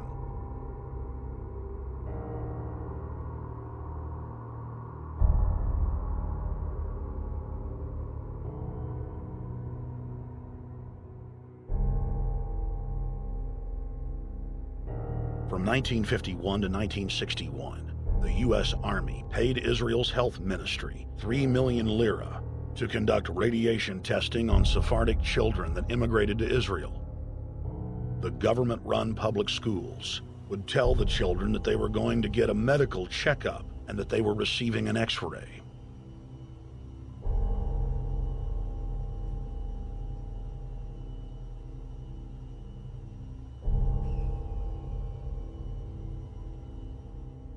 The Pentagon had already radiated more than 4,000 institutionalized children in the United States, many of which had died. More than 110,000 of the darker-skinned Jews were given 35,000 times the maximum dose of X-rays to the head repeatedly. Many of the children died within months. All of them lost their hair. Some still live today and endure excruciating health problems. The covert testing of chemical, biological, and radiological agents on unsuspecting populations continues worldwide today. From 1940 to 1979, the vast majority of the British population was sprayed by aircraft more than 2,000 times with deadly chemicals and microorganisms without ever being told. In 1968, the Pentagon tested a deadly bioweapon on New York subways and placed personnel in local hospitals to monitor the effects. Aggressive sterilization of men and women continued in many states until the mid-1980s. The United States and England are currently testing pesticides and highly toxic experimental drugs on tens of thousands of healthy foster children, many of which die as a result of the experiments. Prisons across the nation have forced inmates to participate in grisly experiments, ranging from pesticide studies to having tablets of dioxin sewn into their backs. Gradually, by selective breeding, the congenital differences between rulers and ruled will increase until they become almost different species, a revolt of the plebs would become as unthinkable as an organized insurrection of sheep against the practice of eating mutton. Bertrand Russell. H.G. Wells, Aldous Huxley, Bertrand Russell, and hundreds of other eugenicists constantly bragged about how the establishment believed themselves to be a separate, more advanced species than the common man. Top eugenicists were bold enough to admit that their real goal was not improving the heredity of the commoner, but to further dumb them down so that they could be more manageable. Nobel Prize winner Russell wrote at length about how vaccinations filled with mercury and other brain-damaging compounds would induce partial chemical lobotomies and develop a servile zombie population. Diet, injections, and injunctions will combine from a very early age to produce the sort of character and the sort of beliefs that the authorities consider desirable, and any serious criticism of the powers that be will become psychologically impossible. Bertrand Russell. Over 100 years ago, eugenicist social planners said that they'd use mind-altering drugs to control the population. By 2007, more than 20% of the U.S. population were on some type of prescription antidepressant. But in the case of foster children, a sector where the state has total control, at least 2/3 are forced to take a cocktail made up of, on average, 7 psychotropic drugs. Chairman of the Texas Society of Psychiatric Physicians, Joe Burkett, testified before the State House Select Committee hearing on psychotropic drugs in foster care and shocked the public when he said that 2/3 of foster children in Texas had been placed on psychiatric drugs because they were very, very sick from a bad gene pool. A lot of these kids come from bad gene pools. They don't have stable parents making good decisions. Besides the gene pools, they've then been traumatized by abuse, neglect, and problems, and then they've been traumatized by separation. All those things predispose to mental illness. The Western world is now implementing eugenics pre-crime policies. Fetuses are now being pre-screened according to family histories of crime. From Portland, Oregon to London, England, Child Protective Services are enrolling newborn children into criminal databases at birth and forcing them to attend probation hearings at age 2. The overlords of scientific dictatorship are ruthlessly prosecuting a war on our most defenseless. In December of 1974, the U.S. government made third world population reduction a central national security issue. The operation plan, titled National Security Study Memorandum 200, was simply a regurgitation of the British Commission on Population created by King George VI of England in 1944, which openly stated that populous third world nations posed a threat to the international elite's monopoly of global power. The Kissinger-authored U.S. plan targeted 13 key countries where massive population reduction was called for.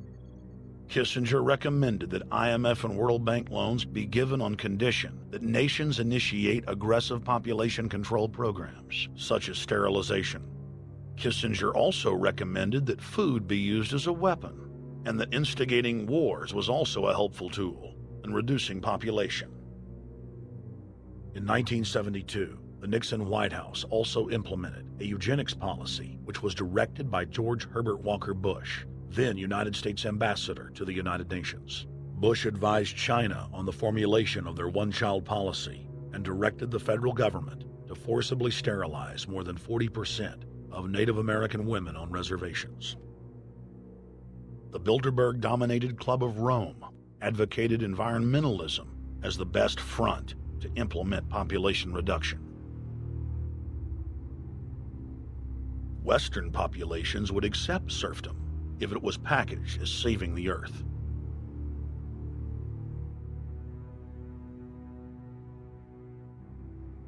Industrialization of Africa, Asia, and Latin America could be blocked.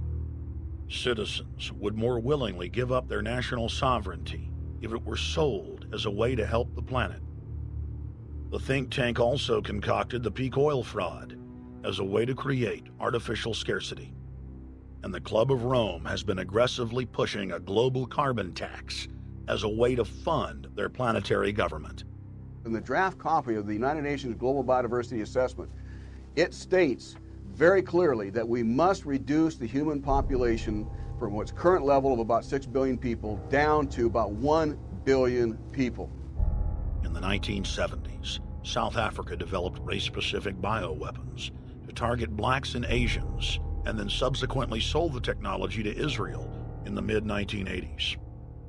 In September of 2000, the Project for a New American Century published a document in which Dick Cheney described race-specific bioweapons as politically useful tools. And somebody mentioned, well, why would they want to reduce the human population when that means less money for them? Most people have no idea. They're not after money. They have all the money they need. They're after power. That's their aphrodisiac. The overlords of the New World Order are now aggressively pushing for a worldwide one-child policy. The Chinese one-child policy was phased in gradually. In the 60s, when it began, you only had to pay a tax penalty. Only later did they imprison you if you had more than one child. Now the exact same proposals to penalize couples who have more than one child are being made in the United States, England, and Europe. In the push to reduce global warming, children, according to some, are the new culprits. A think tank in the UK says too many kids are what's making the planet worse, saying large families, anything over 2 children really, should be frowned upon as an environmental no-no, akin to not reusing your plastic bags, driving one of those big gas-guzzling cars, taking long trips overseas. The UK, in fact, has negative growth. I think Canada does too. That still, families in our rich countries shouldn't have more than 2 kids. In 1998, Ted Turner pledged to give more than $1 billion to the United Nations to be spent in the implementation of population reduction policies planet-wide.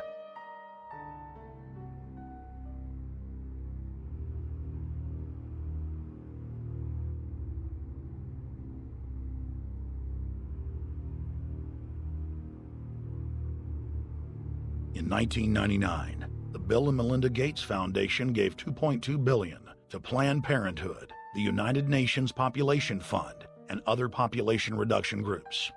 By 2007, the Gates had given more than $30 billion, almost exclusively to population control groups.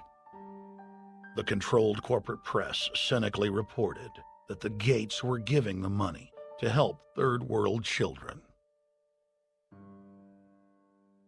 Bill and Melinda Gates were dethroned as the world's most generous philanthropists when their friend and fellow population reduction enthusiast, Warren Buffett, gave $37 billion to fund an army of population control groups. And I actually think the world will be much better when there's only 10 or 20% of us left. Dr. Eric Pianka. Prominent University of Texas biologist Dr. Eric Pianka, while receiving an award from the Texas Academy of Science, said that the worldwide AIDS pandemic was, quote, no good, it's too slow, and went on to laud the virtues of Ebola because it would kill 90% of the world population quickly. When his statements erupted into a national controversy, his graduate students defended him, stating that Pianka was too conservative and that all humans should be killed. But most frightening was the fact that in a crowd of over 1,000 prominent scientists, local newspapers reported that 95% of those in attendance gave Pianka sustained standing ovations every time he extolled the virtues of mass-culling microbes and man's destruction.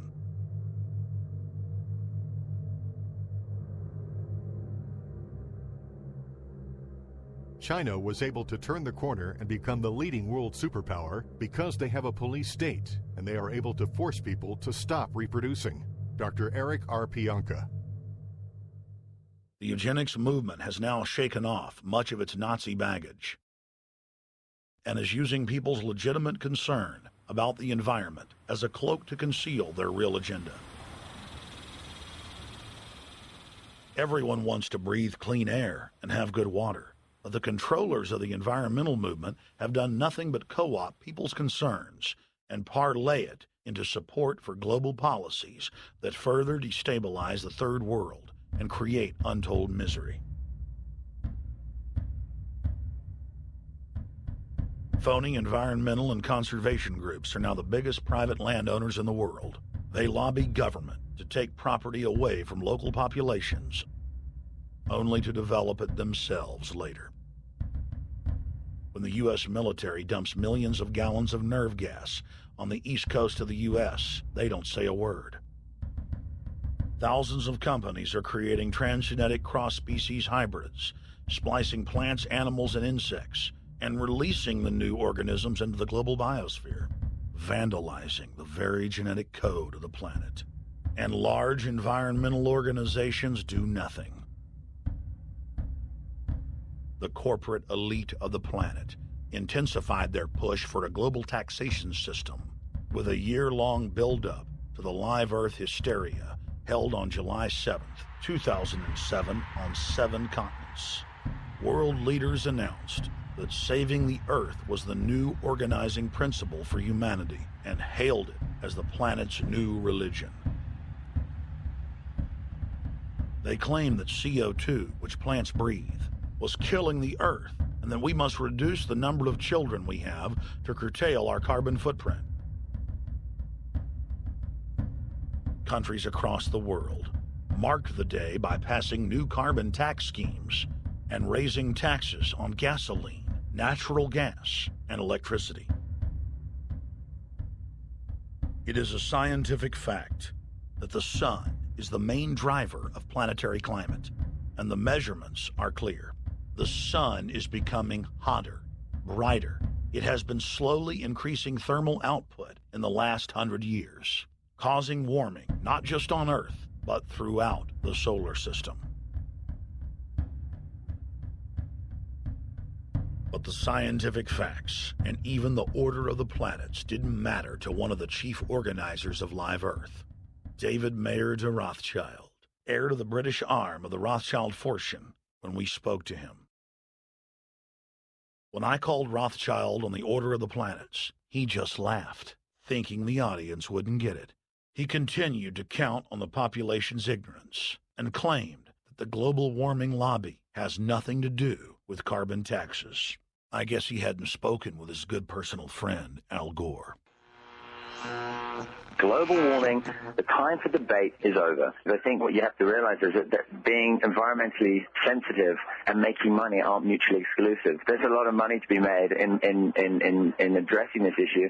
But you guys are gobbling up all the world's concern to just simply line your pockets and make kids read your book in schools and do all this. It's a business, just like you said, Rothschild. It's not. Do you think I make any money out of this? It's the same thing. It's the same thing your your money-changing ancestors did. They're in Germany, Red Shield, and I'm calling you out, Red Shield. We know it's a scam. A pollution-based tax system, principally CO2. We're causing it mainly, vast majority of it. The consequences are bad and will be catastrophic unless we act. The polar ice caps of Mars are receding at several miles a year, much faster than ours, and that the moons of Saturn and Jupiter are melting. In fact, several of their moons were ice and are now liquid seas. Now, how are SUVs causing that, David Rothschild? That's because those planets are closer to the sun, my friend. No, Jupiter and Saturn are not closer to the sun. Neither is Mars. Yes, sir. I think you'll find, right, that the very simple matter, and what I wanted to say, and this is my final point, forget your taxation theory, because actually it's not taxation. Put a price on the carbon. A tax is the best way. Cap and trade can also do it. If there were a carbon-based tax, would there be a need for an economy-wide cap and trade system? They are not either or. We can do both. I am in favor of both.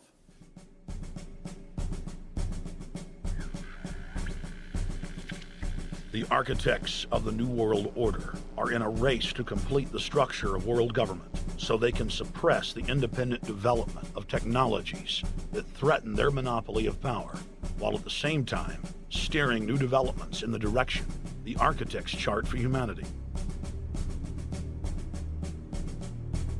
The technocrats call their governing system the final revolution because in the past, empires were enforced militarily.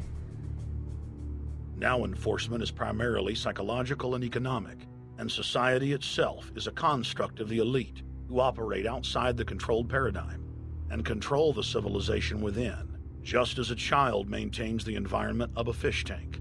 We are like lab rats, living out our entire existence, never questioning the confines of the cage or the scientists who experiment on us. New World Order engineers have hijacked human destiny. Its controllers have closely studied human behavior for more than 100 years and are now steering us with expert control, using our primitive drives and desires as levers. They have developed their mind control systems to the point of being able to control the average unconscious person like a car.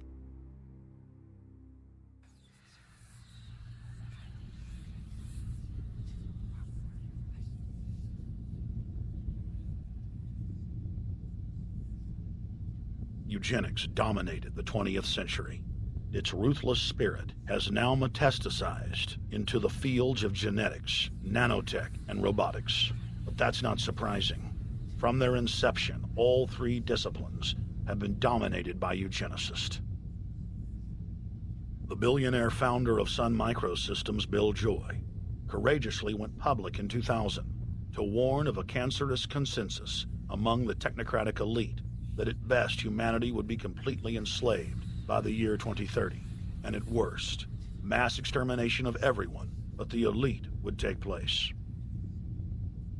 A who's who of the techno-elite are members of what is known as the transhumanist or post-humanist movement. Many of its adherents see only the beneficial aspects of technology's exponential rise, like bringing sight to the blind, sound to the deaf, and longer life for all. But what many of them don't know is that master eugenicist Julian Huxley founded transhumanism, and that society's controllers openly admit that the new system is designed to progress into absolute tyranny.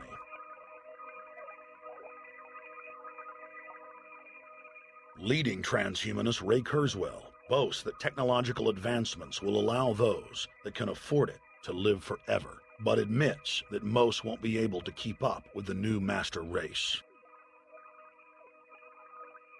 The drive for world government is now all about who will control and have access to radical life extension systems. Biological evolution is too slow for the human species. Over the next few decades, it's going to be left in the dust. Transhumanists believe that they will attain the fountain of youth by merging with technology. Now, it may be within their reach. Decades ago, transhumanists said that if you did not accept augmentation or enhancements, you would no longer be able to get jobs. And now it's happening today.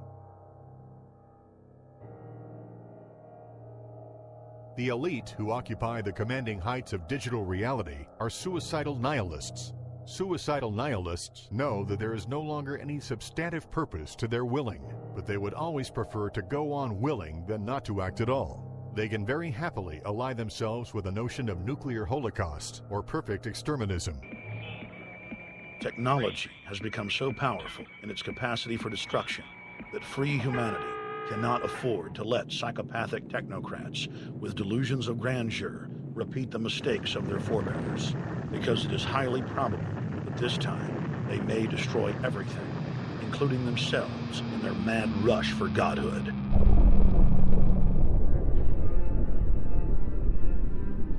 In this film, we have chronicled the Overlord's bloody orgy of experimentation, which already claimed the lives of more than 150 million people in the 20th century.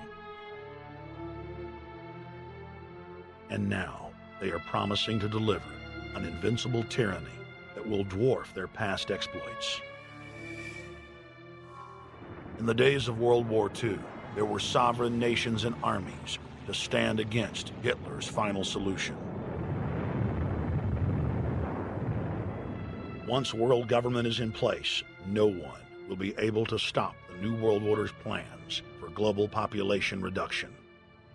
For those immune to psychological programming, hundreds of FEMA camps have already been built throughout the United States.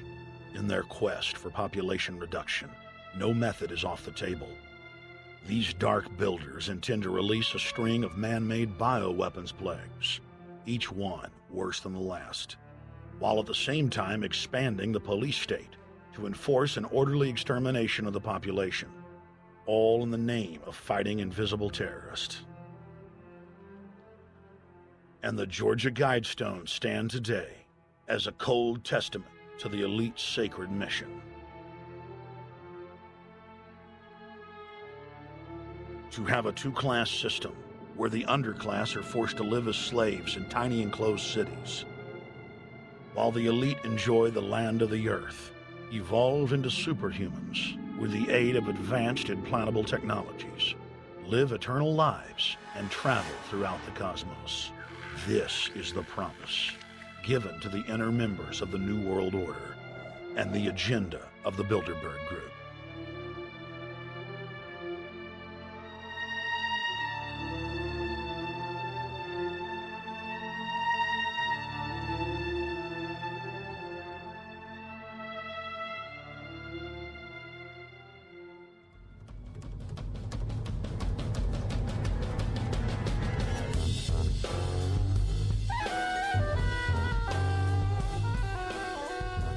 In 2007, Jim Tucker continued his 30-year quest to expose the globalist by traveling to Istanbul, Turkey, the site of Bilderberg, 2007.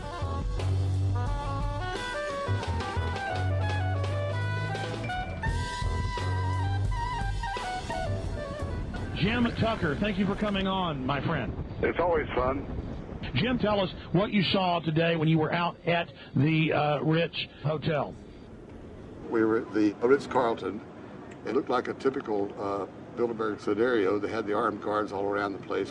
They had platoons of cops in formation waiting for the disbursement. They also had cops all the way around the building, and they had all those high-tech things where every member can hear whatever's spoken in any language instantly translated into his own language so they can keep up with it.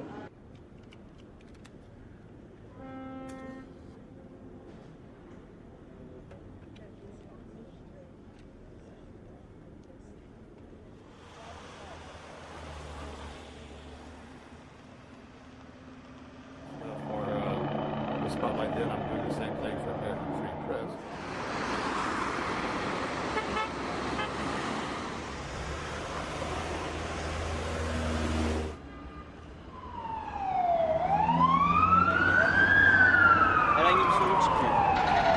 Hey, is the hotel open?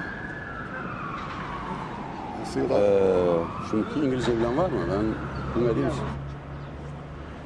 Let's just ask him directly.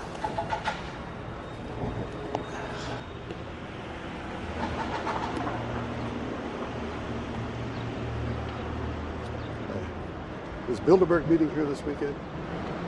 You can look this way. We had my two personal cops following me today. I was not aware of it because my nose is always sticking to the camera and my jaws are always flapping.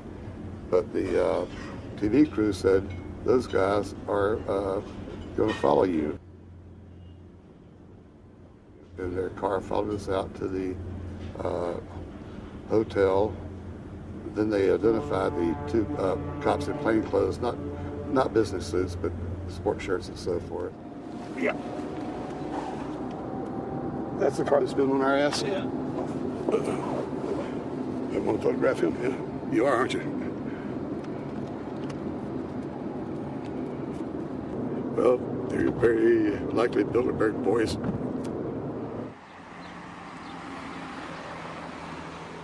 John Elkin, owner of Fiat and a fellow Bilderberger, thought that they could take a stroll off the grounds without being noticed by the commoners. I was thinking about that.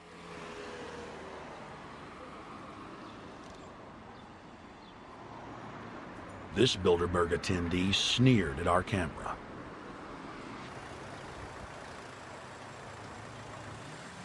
This carload of kingpins gave the media a murderous look and seemed shocked that they would dare point a camera in their direction.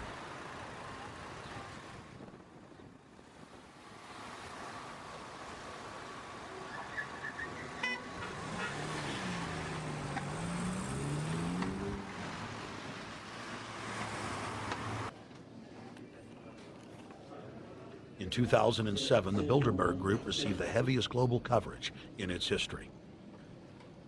Jim Tucker witnessed press conferences attended by hundreds of members of the media and a new generation of info warriors, like reporter Paul Dornanu of Romania, are tracking the elite no matter where they hide. Expunem acest grup Bilderberg. Now, Jim, my governor, Rick Perry, it's in the front of the Dallas Morning News. The headline reads, Texas Governor Rick Perry to attend Bilderberg. What does it mean to have the governor of Texas in the Dallas Morning News just admitting he's going to Bilderberg Group? It means he's a potential president, even as the obscure governor of Arkansas, Bill Clinton, lost his virginity at the Bilderberg meeting in Baden-Baden, Germany in 1991, and he's elected president the following year. Now, if he goes nowhere in a run for the White House in the years ahead, they'll drop him like an old shoe. They do that often, but officially, Bilderberg considers Governor Rick Perry a potential president of the United States. Yes, it's a violation of the Logan Act, for which Bill Clinton's White House was fined $300,000, which means the taxpayers paid it. When Perry returned to Texas from Istanbul, we were determined to hold him accountable for his treasonous actions.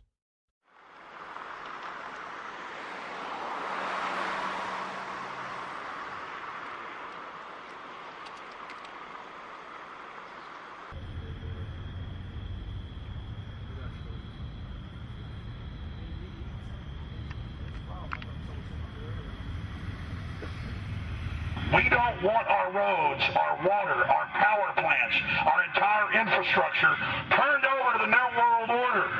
And we tell you now the people are rising up and learning what you're doing, and they're angry. And they're tired of it. Stop enslaving us. Stop setting up tyranny. Stop going along with the New World Order plan. If you've got any soul left, Rick Perry. The First Amendment still exists, Perry, and we're back here again tonight telling you we're not going to put up with it. Long live the Republic. We shall